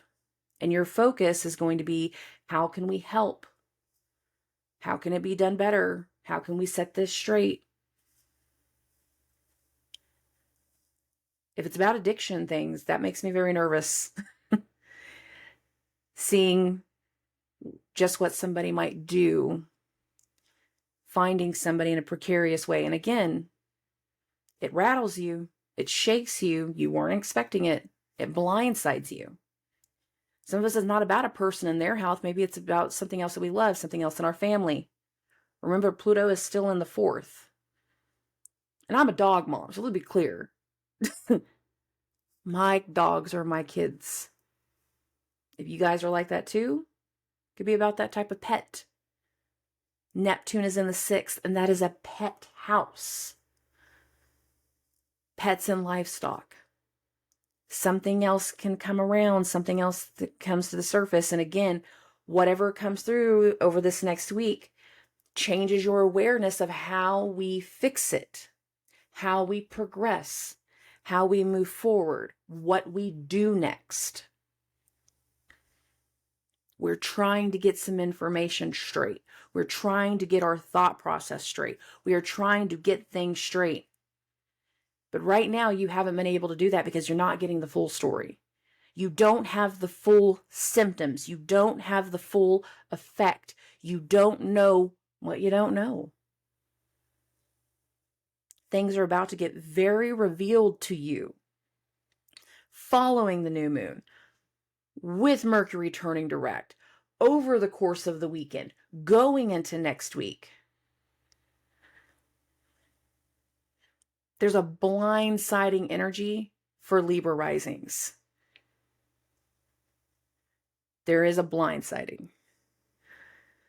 Okay, moving this along. We're going to get to Scorpios and Scorpio risings. Hi guys, it's me. It's us. Oh, how y'all been doing with Mars on the 12th? I was very serious. When Mars went into Libra, like, I had like a small little itch on my leg that literally went, I broke out in hives. And I was doing all these different oatmeal baths. I was so sick of oatmeal baths. I was doing it 2-3 times a day. I have real nails. These aren't acrylic. So I wanted to, I'm itchy. I'm annoyed. I'm frustrated. I feel like shit's going on and I'm being left out. Mars is in the 12th. So I wanted to be left out. I was itchy. So I was like, leave me alone. Leave me alone. We feel like people are acting differently. Mercury's retrograde in the 11th. And Mars is in the 12th. Mars being our chart ruler. We're just like, I need space. You're acting funny. I need space. You ain't talking straight. I need space. Things don't add up. Taking a step back. Some of us, if we've been getting grabbed by the energy these last few weeks with Uranus turning retrograde and Jupiter turning retrograde, we have felt support from others, change. We have seen a turnaround. Some of us have removed our own support to other people. I'm tired of your shit. Some of you have seen changes in a loved one. Saturn and Neptune are in Pisces. It's that 5th house. That last full moon was in the 5th house of love, romance, and joy and happiness. If you didn't have a good full moon in Pisces, if you weren't vibing, it's because wounds were being opening. And it was going to lead to that turnaround. We've seen the turnarounds. We've seen the changes in other people. We've seen the lies. We've seen the drama. We've seen the bullshit. We've seen the fraud. We've seen the bosses making dumb decisions. In a lot of ways, We're almost dedicated to wrapping it up. As much as we want to withdraw and not be around people, we can't fully do it because Venus is still in the 10th house. There's too many things that are public. There's too many things that people know. There's too many things that are meant to happen right now in a seen way. The thing is, Venus rules the 12th. We don't get the chance to withdraw this time. Usually 12th house transits, we want the chance to withdraw. I don't feel like we get the full chance to withdraw until next month when Venus goes into Virgo. And by then, Mars will be in the first, so we're going to be super mad about something or super driven to do something. We don't know what that is yet. We don't know what that new motivation is. We don't know what those new things are. We just know something's about to hit. Mars is in the 12th. 12th house can lead to blindsiding. Some of us are going through those mergers. We've been dealing with work things. This Venus retrograde again was in the 10th. And now that all the changes are going on, you're a part of that commercial real estate side, like I was saying before. If two companies are merging together, that means usually two different businesses, like physical structures, merging together. Some people are relocating, or they know a relocation is going to come in the future because they got to go with that new thing. But before they can do the new thing, before they can go in the new direction, they got to deal with this closeout, this completion. Many of us are becoming more and more aware that we need to close something out. Many of us are almost dedicated to closing something out, to wrapping up a situation. Some of us are dedicated to fixing something for the future. And we're going to go into this energy of every time something happens at work, we immediately fix the situation, heal the situation, find the ways to get over it, find the ways to settle it down. We're suddenly the judge, the jury, and I don't want to say executioner, but I will say the prison guard. Bailiff, that's the bailiff. We got to lead people. We got to help people. We're forcing people out. We're recognizing other people going through transformation, and we are the ones helping them go through transformation. If you are in an age where you're going through the Mars activations, that means you're either going through a first house perfection year or a sixth house perfection year. You might be feeling this on a deeper level, on a psychological level. You might be feeling the need to heal something. Many of us are going through moments where we don't want to be seen. I've said it a couple times to people, I just don't want to be seen right now. I don't want to be in front of people, yet I do this shit. But this is a camera. Sometimes we don't want to be seen by people. We want to withdraw. We need to take the step back. We don't want to go out and do all the socializing. After a while, people are going to notice that. Hey, you haven't been coming to any of the meetings. Hey, you haven't been coming to any of the events. Hey, I haven't seen you in a while. Hey, we haven't hung out. Hey, we haven't been talking. Hey, what's going on with you? This stuff.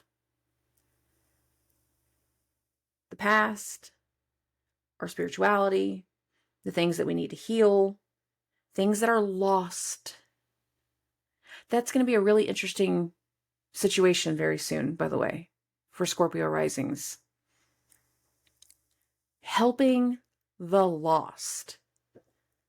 Helping find the lost. Helping the betrayed.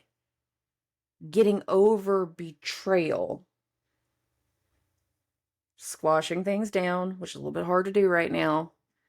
And understanding that when everything is said and done, nobody is better at the cutoff energy than us. Because we're the Plutonian ones. Decisions will be getting made. And as we get into parts of October, specifically between the 9th and the 15th, when Venus goes into Virgo, and then Mars hits that square to Pluto, Yes, we will be aware of a shift and a cutoff in our decisions and the full impact of them, the karma involved with them. We're getting close to a break away, a break off, a disruption. Right now, we're going to be going through the motions of helping people get through, get done with. We're helping other people.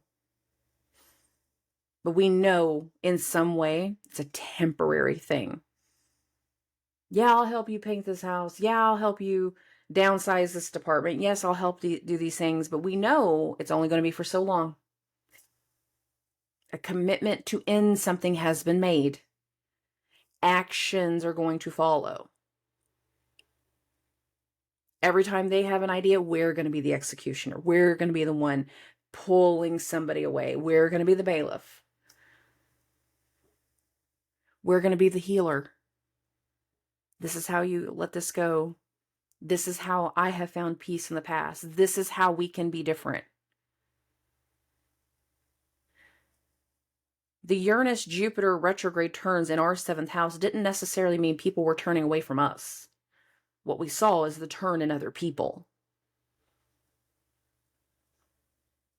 That Uranus retrograde started right after Mars went into Libra, but I will remind everybody that during the new moon in Leo, Mars was in a trine to Uranus. Mars and Uranus have a whole different trust in one another, and they're going through a very specific cycle that started in August of last year. I'm bringing that up because Mars is our chart ruler. One of them. The first week of August of 2022, Mars-Uranus North Node triple conjunction. We're still rolling off of that triple conjunction cycle. It doesn't end until the next Mars conjunction with Uranus. And the next one will be the last one in Taurus. Not going to happen until next year. But we're rolling towards something. We're moving towards things. We're moving towards new levels of independence. We're moving towards very destined things in how we work with other people. We're closing something out and people know about it. We're ending cycles and people know about it. We're a part of a healing process and people know about it. We're helping lost things become found and people are going to know about it. You don't get the glory of being secretive. People are going to become aware. People are going to know what you've been doing. People are going to ask questions. People are going to need help with healing. We had to go through that South Node in the first activation from January of 2021 to, from January 2022 to July of this year. We had to go through that activation to purge certain parts of the ego. We needed to let go of certain parts of the ego to make space for the new energy that's going to come. Nobody right now is better prepared than us. We were the most prepared whenever it came to that Venus retrograde. We seen quite publicly how everyone else was dealing with it. It was like, oh, ha, ha, ha, ha. Yeah, that's you. I don't want to do that. They did it. Now they're coming back going, hey, can you help? Hey, can we do something? Hey, I need this. I need you. The things that we state, Pluto in the 3rd, is going to allow for certain people to accept disruption and closure, and that balance is necessary. In a lot of ways, we are the balancing energy for all the other signs. I can't even say that about Aries right now. I can't. It's Scorpio. We are the balancing energy. for all of the other signs. We are the ones that people are going to for guidance because they're not used to these levels of transformation. But that's what we do. We live, eat, and breathe transformation and healing and phoenix energy and rebirth. We are the ones that are going to help other people get through their shit, find lost things, close things out, and take new steps forward. For whatever reason, for many of us, this is a part of our karma. If you are going through the psychological things and you are having those old wounds and those old traumas and those old fears come to the surface, if you are feeling more and more like you can't be around people, then that's because we didn't do our lessons before. And now we're getting a hyper energy of lessons that's going to follow. Take the time and do what's best for your mental health. Do what's best in your healing.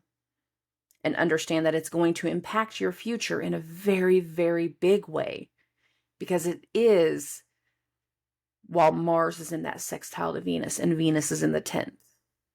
Whatever we're going through over this next lunar month has huge rewards towards healing. So if you're having the negative energy vibrate to the surface, work through it. Bite down on it. Allow for healing to happen because it's going to impact your future. Okay? For Sagittarius and Sagittarius risings, we got some new stuff coming. This Mercury retrograde's been in the 10th house of career and public image. Mars is going through that 11th, so we're seeing things going on with our friends and our coworkers. We're starting to gain some new experience or learn from other people's experience based off how things have kind of turned about. And we're seeing how many people are changing their minds. They're changing their minds about this company. They're changing their minds about this industry. Some people, it's not necessarily at our individual work. It's our significant others and their work. Why? Because Mercury rules the 7th. For Sagittarius, Mercury rules that 7th house and the 10th. So some of you are actually watching your significant others, your partners. You're just seeing other people go through things at work.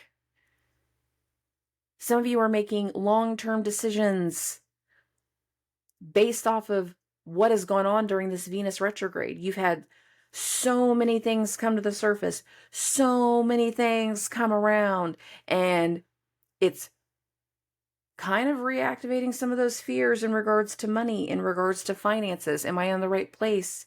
Have I been doing the right things? Some of you have.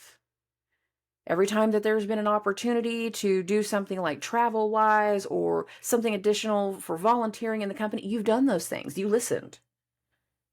And now you're questioning whether you should have done that. You did the right thing.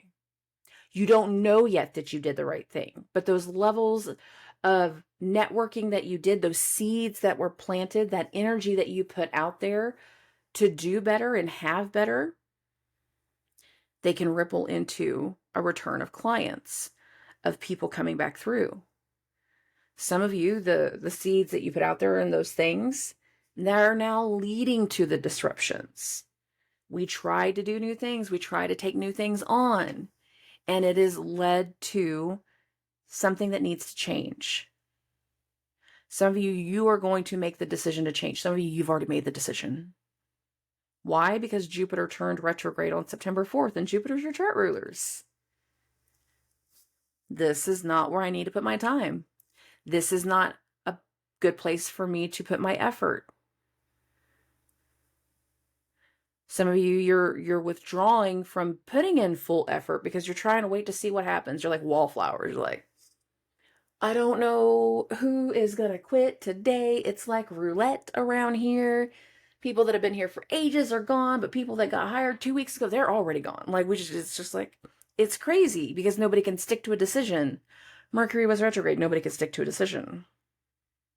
Venus was retrograde. Nobody could stick to the decisions. People were impulsive and impetuous. We're still dealing with some lingering energy tied to the impulsive and impetuousness. Some impulsive and impetuous behaviors from weeks ago have led to, fuck this place, I'm out. And take this job and shove it. I quit. Some of you are going to have opportunities that arise by being the wallflower and watching everybody else do their thing. You know where you stand. Some of you are being the wallflower and just waiting for things to play out. You want to see where the pieces lie and go from there. If you are in a good, safe place to do that, that's not a bad idea. Stick to it. If other people have been making decisions, showing their ass and making you feel like you're not in the right place anymore, then guess what, babes? You're the one making the decision to change the career. Some of you are changing things in your public image. You're getting married. You just got married. Now you need to change the name. Again, Mercury rules the 7th house too. We're married. We're happy. I'm Mrs. So-and-so. I'm Mrs. Fox. I'm Mrs. Aries. I'm Mrs. Sagittarius. I'm Mrs. Virgo. It's Mercury retrograde in Virgo. This new moon heralds that level of a new beginning. Some of you are getting married and you're making huge decisions in regards to your family. And again, it's going to impact how you care for yourself and how you care for other people. The progress moving forward is going to be that new image. Some of you didn't get married. Some of you got divorced. That Mars retrograde did a number. And again, we're still in that process of going through the name changes and going through the final legal things and trying to get things squared away. I don't need all these shared accounts.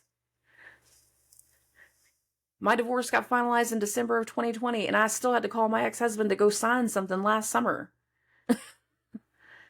Because his attorney lost paperwork. That's not even a joke. Like, his attorney lost paperwork. So I had to re-sign stuff. Some of you are trying to wrap up some things. Those lingering type things.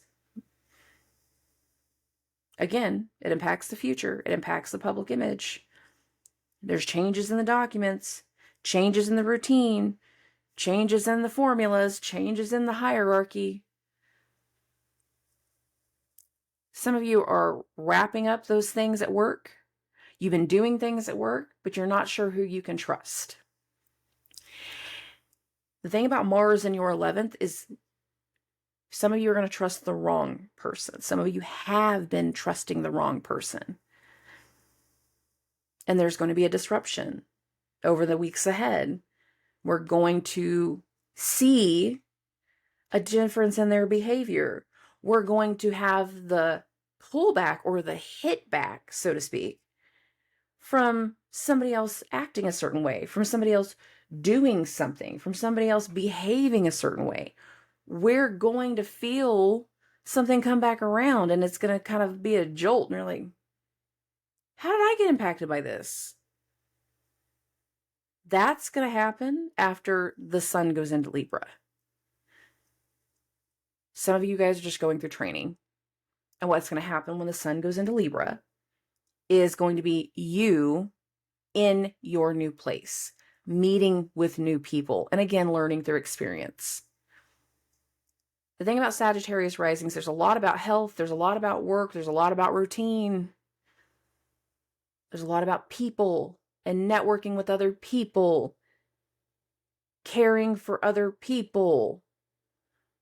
We're changing the way we care for people. We're changing the way we care for ourselves. The one thing about having your chart ruler going through your 6th house, and especially because yours takes a year, Jupiter's not going to leave Taurus until May of next year. You building the correct routine, building the correct pipeline, doing the long-term decisions and the things that are to be beneficial can reap instant reward come next summer. Huge rewards. The other thing you guys need to be aware of is things tied to your health. If you've been a little gluttonous this summer, if you've been doing the things, you've been lots of extra drinks and margaritas and stuff outside, and a little bit extra on the food, a little bit extra on the sugar and the decadence and things like that, cut it out. Trust me. Start cutting it out now. Trust me on that. Because what you don't know is how it's impacting your liver and your gallbladder. I know that seems really specific, but if we've been a little indulgent on the food, a little bit extra on the alcohol, a little bit extra on the sugar, a little bit extra on the greasy stuff, cut it out. Add those greens back in. Trust me. You'll want to do it before Mars goes into Scorpio. Create new habits now. New habits that are going to be good for your health. Trust me on this. Okay. For Capricorns and Capricorn risings. Career stuff is funny. Things that you want for the future feel funny. Many of you are still going through major activations of fear. And the thing is when that Pisces full moon hit, and again, that was August 30th, that Pisces full moon hit, it was conjunct your natal Saturn, or not your natal, it was conjunct transit Saturn. I don't know where your natal part is. Everybody's natal Saturn's in a different place. But it hit Saturn, and that impacted you guys more so than any other sign, because Saturn is your chart ruler. Fears, instability, many things were brought to the surface. Old wounds, new wounds, self-worth wounds. What you don't understand is that those fears that you are let grabbing you, those conversations, those emotional conversations where you haven't fully purged everything quite yet, those things are a part of what's halting you. If we've been impetuous and we made certain decisions, now we're having regrets. Those regrets are holding you back. Those frustrations are holding you back. Those wounds are holding you back, and they're impacting you in a way that you don't even understand. The thing about that Venus retrograde in your 8th house is it didn't just have to do with money, and it didn't just have to do with sex. The 8th house is a sex house. It triggered transformations. I've seen this with a lot of my Capricorn risings. I'm going to remind you guys that the last Venus retrograde was in your 1st house. It was. That started in December of 2021. It went all the way through January of 2022. That last Venus retrograde was in your 1st house, and it triggered a lot of things. A lot of you did not process what was getting triggered then. And now you're questioning, why does everything feel so wrong? Because you're stubborn. I talk crap about fixed signs being slow to make changes, but y'all, I can say this, I collect you guys in jars. Y'all, you Capricorn placements, you kill me sometimes. What's starting to erupt in front of you, what's starting to fall into place, what's starting to happen is the ability to transition, not just in one area of life, but in multiple areas of life. Not only do you have Mars in the 10th house, but you have the South Node in the 10th house. The way that you thought the future was going to be, the way that you thought your career was going to look, the way that you thought your life was going to be, your public image, your success, all of those things, they're at question right now. And many of you are questioning, what is the right decision? The transition of this new moon and the energies that's going to follow it, they're going to instigate a spark of you guys making decisions. Not just in the immediate. So not just in the new moon, but in the weeks following. That Venus-Jupiter square Jupiter in the 5th, Venus in the 8th.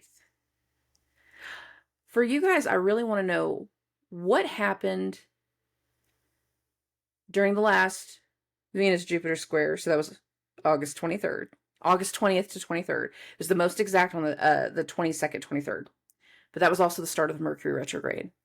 And then also I want to know what happened September 3rd and September 4th. More so for you guys than some of the other signs. Some of you saw changes in your loved ones. Some of you saw changes in your love life throughout this Mercury retrograde. And you've been questioning, am I doing the right things? Am I going in the right direction? Have I made bad decisions? Should I have never done these things? Some of you have been dealing with health issues. And those health issues, they're not new. They're old. Some of them got reactivated during that Mars retrograde. Some of them flat out was just activated in the Mars retrograde last year. And you've been dealing with the other effects of that. Many of you have been feeling like things have been stagnant and you haven't been able to start anything new. And it's, again, making you irritable. It's making you question things. What is my direction? What is my purpose? A new moon in the 9th house directly speaks to purpose. Spiritual purpose. But with Mars in the 10th, your actual purpose, your public purpose, how you will do well in life. If there's anyone that needs to break away from an old idea and an old mindset and an old way of doing things, it's you guys. That's why Pluto had to come back into Capricorn. We had a pinky toe dip earlier this year. Pluto went into Aquarius. Pluto went into your 2nd house and started to show you possibilities, some inklings of opportunities in the finances, in the money. It showed you something. And you either jumped in and it still hasn't quite worked out, give it some time. Or you didn't jump in. You didn't grab it. You didn't take that opportunity. And now we're sinking into fear. We're sinking into frustration. You need to work through these self-worth issues, these I don't want to just say self-worth, but like self-esteem, self-worth, your issues in regards to this mental health. I have been saying this to you guys for months. Saturn into Pisces is meant to make you work through old wounds and old trauma. That Pisces full moon, it wasn't just about what was going on in the full moon. For some of you guys, it took you all the way back to your childhood trauma. It opened up those traumas tied to old relationships, old partnerships. It's opened up wounds around your kids. Maybe even from your own childhood. It's reactivated fears. If you are leaning into the fear energy, there's a reason why. It's because we're still holding on to the old way of doing things. We're still holding on to this old dogma and this old mindset and this old way of thinking. You are hindering your ability to evolve. There is an emotional and spiritual evolution that is starting deep inside of Capricorn risings. And it's going to continue whether you like it or not. Saturn will drag you kicking and screaming. I call him Daddy Saturn for a reason. He doesn't give a shit. If this is what it's time to do, guess what? Daddy Saturn said it's time.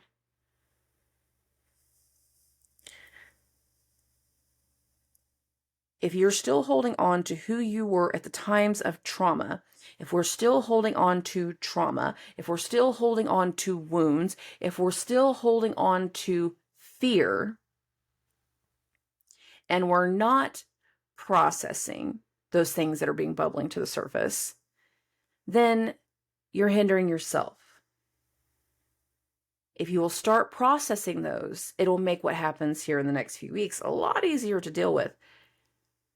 Now, many of you feel like you've been waiting for something to finally line up, finally become available, finally be an opening, finally be a part of the opportunity, finally fall into place. Click, click, click. I'm waiting, I'm waiting, I'm waiting. I'm super, super impatient and super disruptive. They're going to fall into place.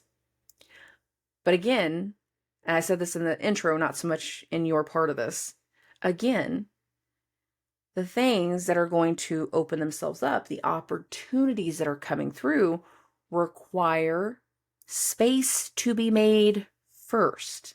I'm saying this because with Mars in the 10th, there can be questions in regards to careers. If you are having issues at work, there will be the possibility of a transition later. But for many of my Capricorn risings, what I need a lot of you to realize is a new moon in your 9th with your chart ruler in your 3rd is a lot of you, part of what needs to happen and part of where you need to go isn't even in the same place as you have been. Your next life, your next cycle, your next chapter, your ability to get over your fears of self-doubt, self-worth, the things that are affecting your self-esteem and your success, those things are anchoring you to a place. Cut the cord, drop the anchor, let it go to the bottom and free yourself. I know that's not an easy thing to do. So many of you are stuck that you need to be a certain level of responsibility, and I understand that. I do. Some of you just need a break. You just need to travel. You just need the road trip. Work shitty. I can't go on a road trip. I'm aware. But part of this energy is saying you need a break. The other parts of this energy, especially if we're going through health things, is this can bring things back to the surface. This can reignite certain things and reconnect certain things and put us back in front of institutions and individuals. So sometimes it's not always the health aspect, but it could be like legal things. So institutions, mortgages, banks, institutions, courthouses, institutions. This is still an institution. Think institutions. Doesn't matter exactly who you're talking to. It's the fact that this entire building is a concept, an entity, and service of some sort. Things with institutions. A new chapter in your purpose and in your direction is coming. But for many of you, it's not in the place that you're currently at. Many of you are going to be moving soon. You're going to be moving for career. You're going to be moving for a better future. You're going to be moving somewhere else. Why do I keep saying that? Because Mars is in your 10th, but Mars rules your 4th house of home, life, and family. Many of you, to have the career and the goal and the thing that you're wanting, it's not going to be in the place that you're at. It's going to require moving, whether that's moving to the next town or moving across the country. It's still a move. Many of you are in a place that it's not going to work correctly. Some of you are trying to break off into business on your own. And what you don't realize is that the people that can help you the most in that idea is family. The ruler of the 4th is in the 10th. We're trying to look at a whole different opportunity. There are family-owned businesses out there. If there's anyone that we can trust, it's our blood. Supposedly. It's family. You know which one of your family members you trust more than others. For many of you, I need you to be aware of issues tied to family and mothers and motherhood. That's going to be a lot more specific as we get closer to the full moon in Aries. So be aware of some of the things tied to, moms or mothers. If you are a mother, like, be aware of your own changes. Obviously, you're going to be doing that. Some of you might see disruptions tied to families and mothers, and it again impacts your decisions. If you already live far away from a parent, then the calling might be taking you back home. But we're not all in the right place at the right time at this moment. Capricorn risings, we got some moves to do. Okay. For Aquarius and Aquarius risings, did we just let them hang themselves? That's the only thing that makes sense to me. Did we just let them let them hang themselves? Just let them do whatever was necessary and just like hang their own laundry out to dry. That's what I mean by that. Like they did what they needed to do, and now we have just totally seen another person a different way. The Venus retrograde, of course, has been in your 7th house. This Mercury retrograde has been in your 8th house. This new moon is going to be in your 8th house. Things have revealed themselves. You are seeing certain behaviors. And the more behavioral aspects that you've seen change in another person, the more support has been withdrawn.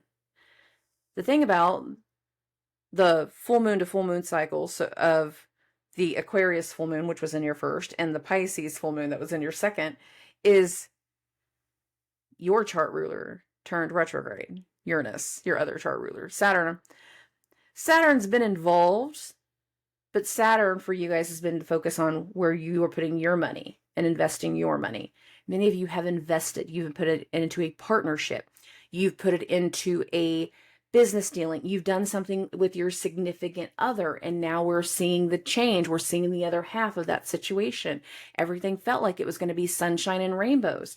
And then all of a sudden you realize, oh, that's not who I thought you were. This isn't going the way I thought it was. You got a hold of the books, and this didn't math. Shit didn't make sense. Now we need to take a moment to make some sense of things. We can either take the time to correct those lies and tell them that they need to rebuild the trust in you, or we're going to start looking for a way to get out of certain partnerships or certain dealings or certain obligations that have been made. Some of us, while Venus has been going through the 7th house, we've had a lot of opportunities, partnership deals coming through. We are seeing new ways to make money, and it hasn't been negative. In fact, it seems like the more unique and individual you have been, the more opportunities have come through, and you got to the point that so many things came through that you just kind of had to go, no, nah, I can't do this. I won't commit to this one. I've already been doing this. I can't do that either. No. And in a lot of ways, you've had to take a step back. I just want to be at home for a little bit. Uranus is in the 4th. I need a break. Many of you are going back and forth between the idea of taking new obligations and taking new opportunities, but you're still wanting to be at home. Uranus is in the 4th. We've worked and overworked. We've done so many things all summer that now we're just kind of going, okay, I need a break. I need to take a step back. I need to do something for me. I need to overcome certain fears. I need to let go of certain things. Some of you are going to start to see the revelation of secrets. This is a new moon in your 8th house. The 8th house is also a secret house. Secrets, affairs, and lies. Is it your affair? Not necessarily. Is it specifically to your partner? Not necessarily. But it doesn't mean that you're not going to learn about somebody else having an affair. Another type of vice, another type of addiction, another type of secret. Something is going to come to the surface. Something that has been getting hidden. Either you are going to find it or it's getting brought to you. And what's going to happen in the days after the new moon is that once that little thing clicks, then it's putting our head in the idea and wrapping our ideas around that we're going to tell them, I know what you've been doing. I know what you did. I know you cheated on mom. What? Yeah, now you just confirmed it. And we're going to force somebody else to come clean. I know you did this. I know what you've been doing. And if you don't tell mom yourself, I'm going to tell her. I'm giving you the opportunity to do it first. Sometimes that comes back and bites us. We're seeing somebody else differently. For some of us, it is a partner. It's a business partner. For some of us, it's a family member. For some of us, it's our actual moms. For some of us, it's just people in general. We're seeing things differently. We're seeing them differently. And it's been triggering. We're going to become very, very aware of certain lies, certain vices, certain addictions. And for some of us, it's going to make us, as an Aquarius risings, pay the money. I'll pay for you to go to rehab. I'll pay for this to get set straight. I'll help you with a lawyer. For some of you, you're going to catch somebody else doing something underhanded, and you're going to realize how much money it's cost you. And it's going to make you very mad. It's going to trigger some old things. Not all during the new moon. I'm talking about the lunar month. The whole lunar month. That goes from September 14th to October 14th. There is an awareness coming around. There's more information coming to light. There are little things that you've already felt kind of coming around. You've already had little inklings about. They're coming back around. They're going to come to the surface. We're going to see the effect of something. And for a lot of Aquarius risings, it's going to cost you money. Your significant other, your business partner, they made bad dealings and it's about to cost you money. They've been doing secret, underhanded things. And it's about to cost you business, which is going to cost you money. They've been having an affair. And you're going to make them pay up. That could be another way. I'm thinking about when the sun hits that opposition to Neptune, be like, there's some financial things there. There's some money things there. This weekend shows you kind of the lead to that. The sun's opposition to Neptune, that's going to happen the most exact on Monday. There will be something that comes to light.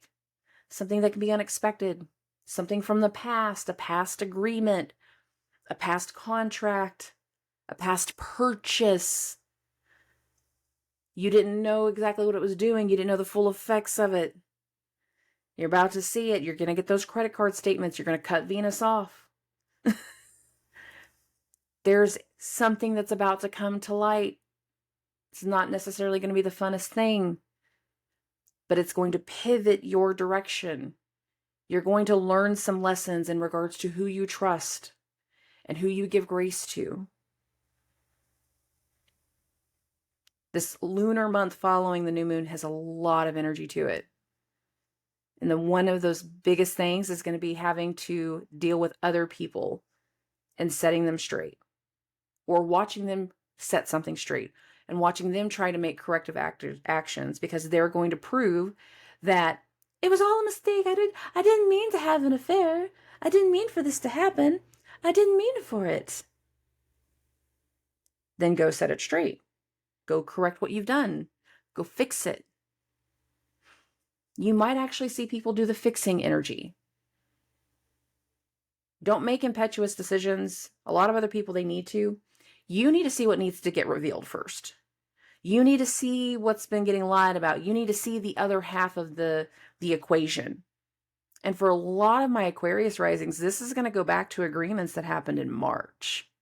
This is going to go back to situations that happened all the way in March. Where were the relations? Where was the partnerships? Where were some of the agreements? What were we just feeling so good about? What were other people just feeling so good about? We're going to see how those things are about to come back around. There's something about it for Aquarius risings. What I keep hearing in my head right now is March. So think back to March. What was going on in March? Some part of that is about to come back around. Some part of that is going to come back to light. The big timeline of March was like the March 10th to March 20, I'll just say 20th, 21st timeline. Because that's whenever we had the final Mars-Neptune square, but we also had the Sun, Mercury, Neptune triple shit show conjunction squaring Mars. So again, what happened in March? There's something about it for Aquarius risings that up here, I just went to March. Okay.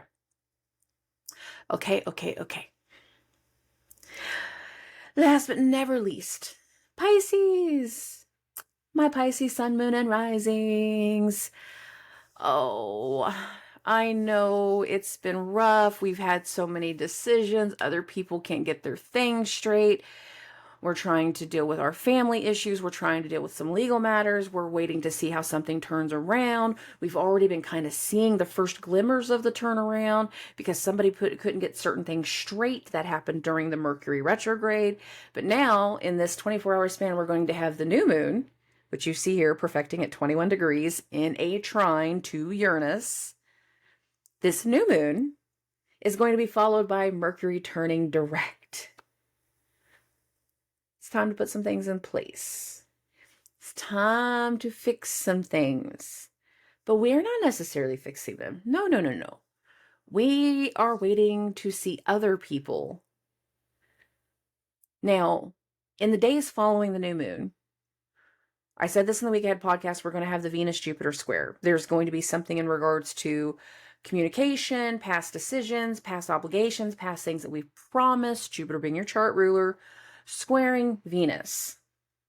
This can be an opportunity, like a work opportunity, something that comes through in your health. Mercury can still be retrograde, will be still retrograde for part of it, so there can be a turnaround in another person. A promise to make changes, a promise to transform something, a promise to pay something out. This is a new moon in the 7th house. This can also be a legal matter. We might be able to settle a legal situation over the course of the lunar month ahead, because it's not just about the day, it's the whole month. So September 14th to October 14th, we might be able to finally settle some legal things, some familial things. Mars is in the 8th house, so if it's legal things, there can be a payout. There can be payments involved. We're taking out a mortgage. That could be an easy thing. We're paying something off. We're dealing with some level of debt, taxes, child support, inheritance, loans, mortgages, where we can be dealing with investments in cryptocurrency or stocks or anything like that. We're dealing with buyers and their money, clients' money. We can start to see a turn in our clients, a sudden turn in the business. If we've been doing some type of work and it's been busy, all of a sudden, maybe money is starting to dry up. I can see that because Mars, the ruler of your 2nd house of money, is now in your 8th house. Maybe the disruption tied to family or another person is now disrupting the money. Especially if you're having to pay for legal fees. Some of us, this Venus retrograde has had drastic turns in health. Our health, other people's health, and the drastic turn in the money is based off the fact that we're having to put so much time, we're not able to work the same. We're having to take a step back. We're having to focus our energy elsewhere. We're having to care for somebody.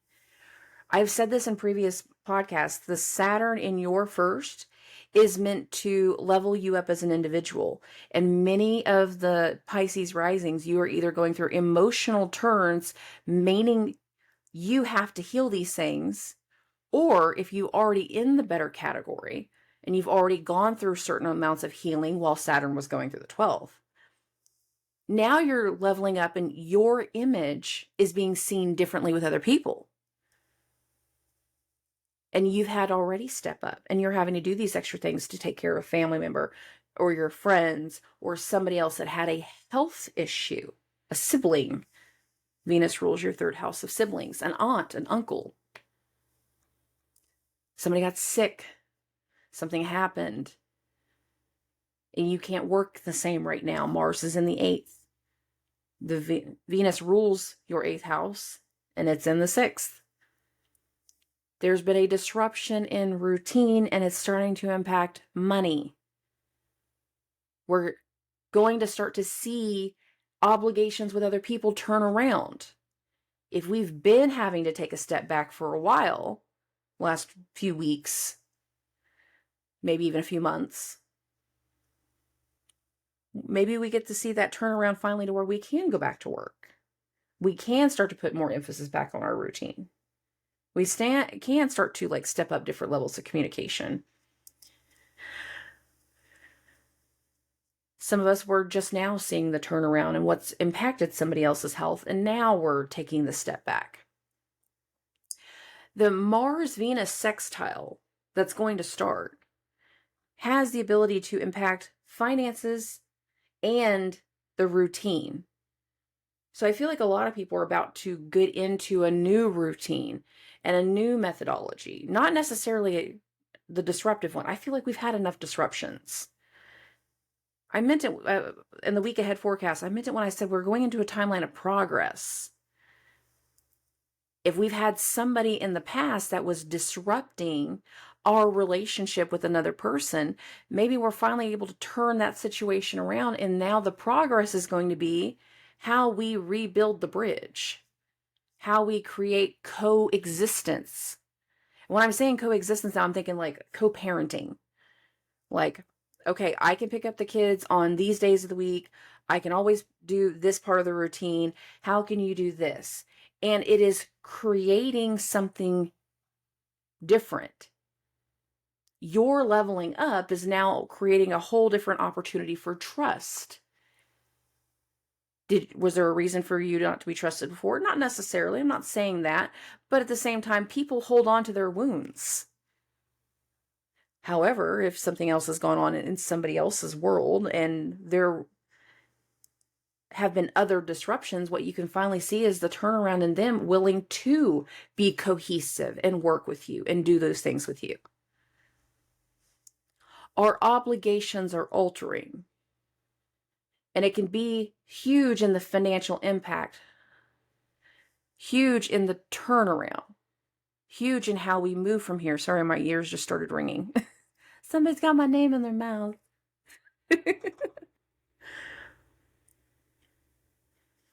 For some of you, you're going to see the slowdown at work, and you're just wrapping a few things up because you know you're going into your slower season.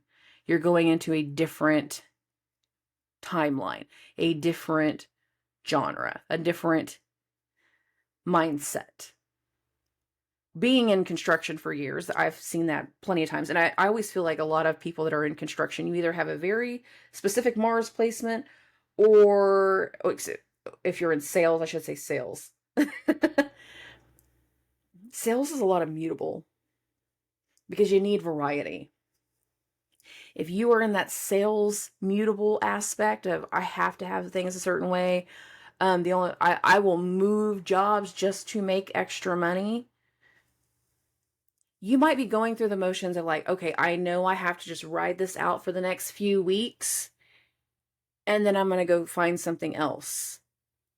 This season is ending. This timeline is slowing down. I've got to go start the new thing. And that new thing will probably instigate during that new moon in Libra.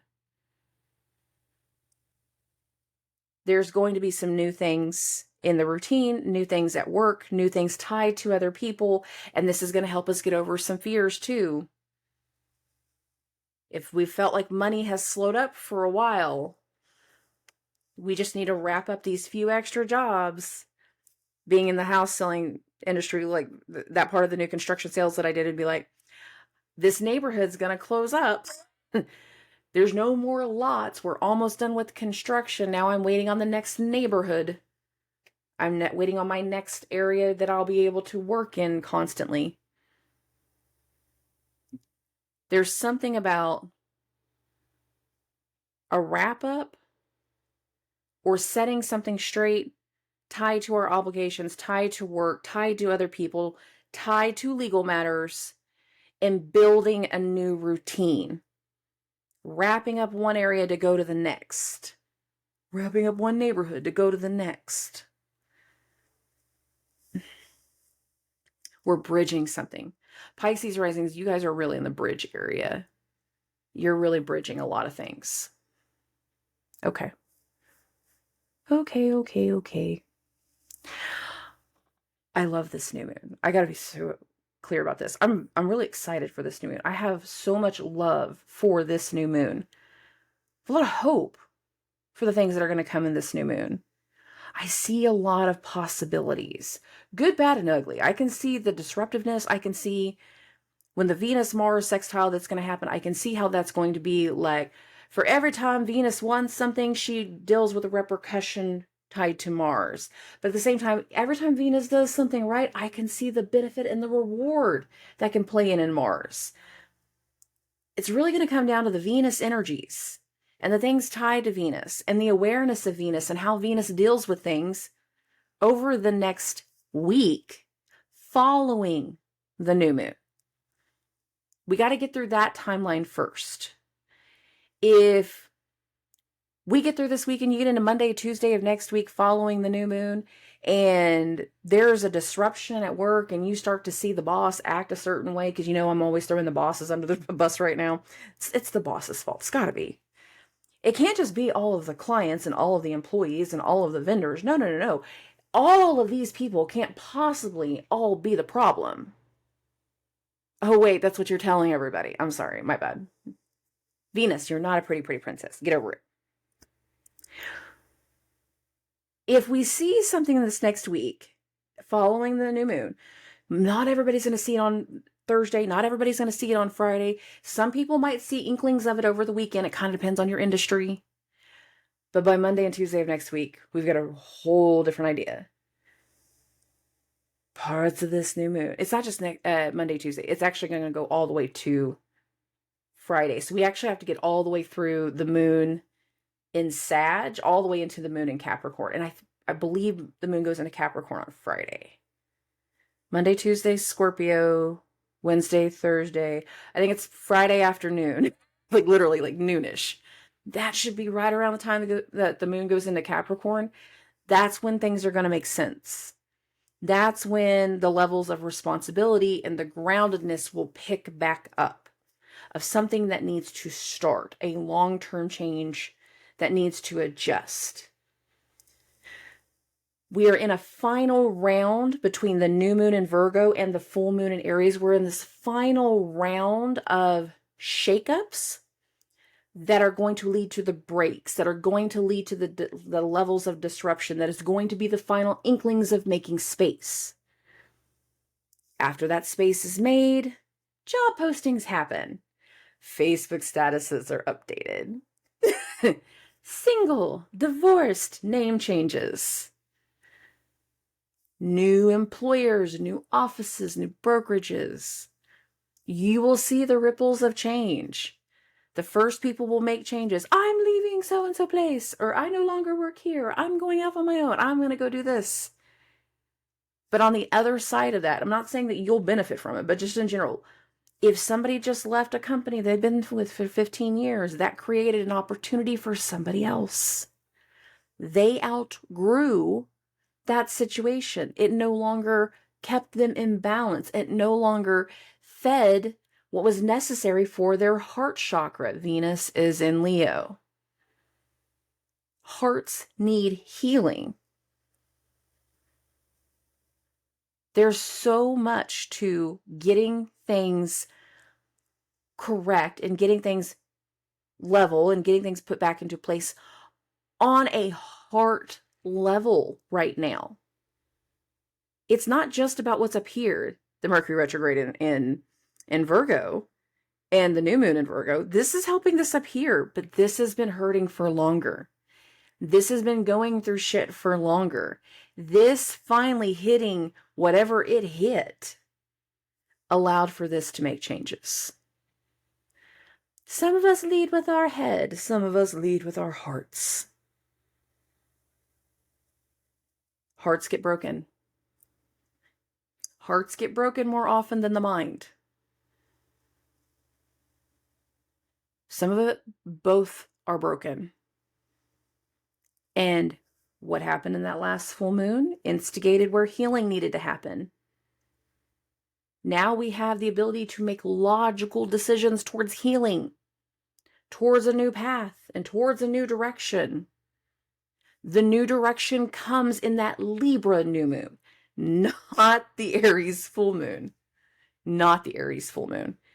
The rest of Mars in Libra timeline, which even goes right after that Mars full moon. The rest of this timeline, because the Libra full moon will be at the end of the month. It's going to be September 29th.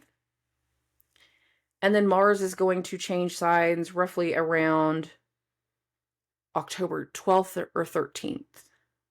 October 9th is whenever Venus changes signs. A few days later, it's Mars.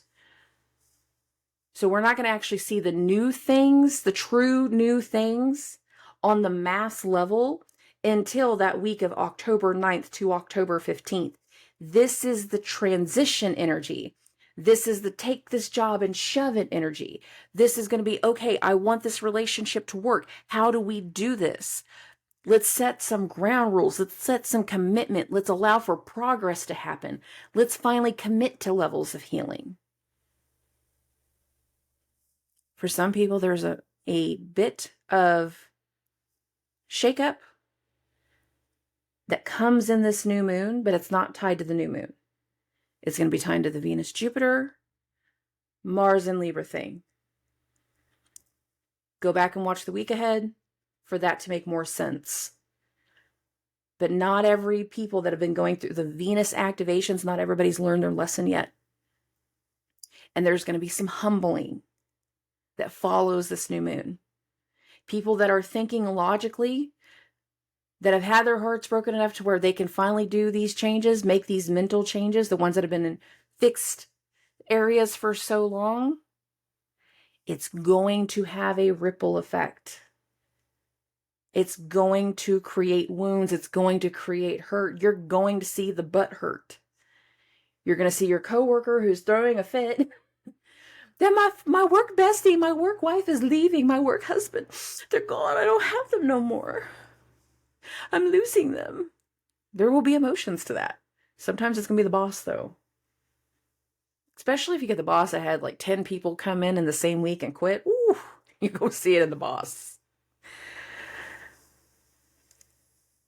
Change, transitions, and final rounds of disruptions that are tied to the transitions commence from the new moon in Virgo. We will not gain the full aspects of where the new energy is going to go, the new pivotal changes in our life. We're not going to fully grasp them, see them, understand them, or even recognize them until we get into October. This is a timeline of transitions. Where do we need to heal? Where do we need to let things go? Where do we need to complete cutting people out? Some of us, we've already seen the cutoffs. We've seen other people making those cutoffs, and we haven't been able to make the change ourselves. And now one or two things have happened, and all of a sudden, yeah, I'm out too. I can't do this with you either. I'm not a part of it anymore. Transition. This is a new moon of transitions. Okay. This was longer than I thought it was going to be. But I love and appreciate every single one of you. Thank you for subscribing. Thank you for listening. Thank you for sharing. And I will talk to everybody very, very, very soon.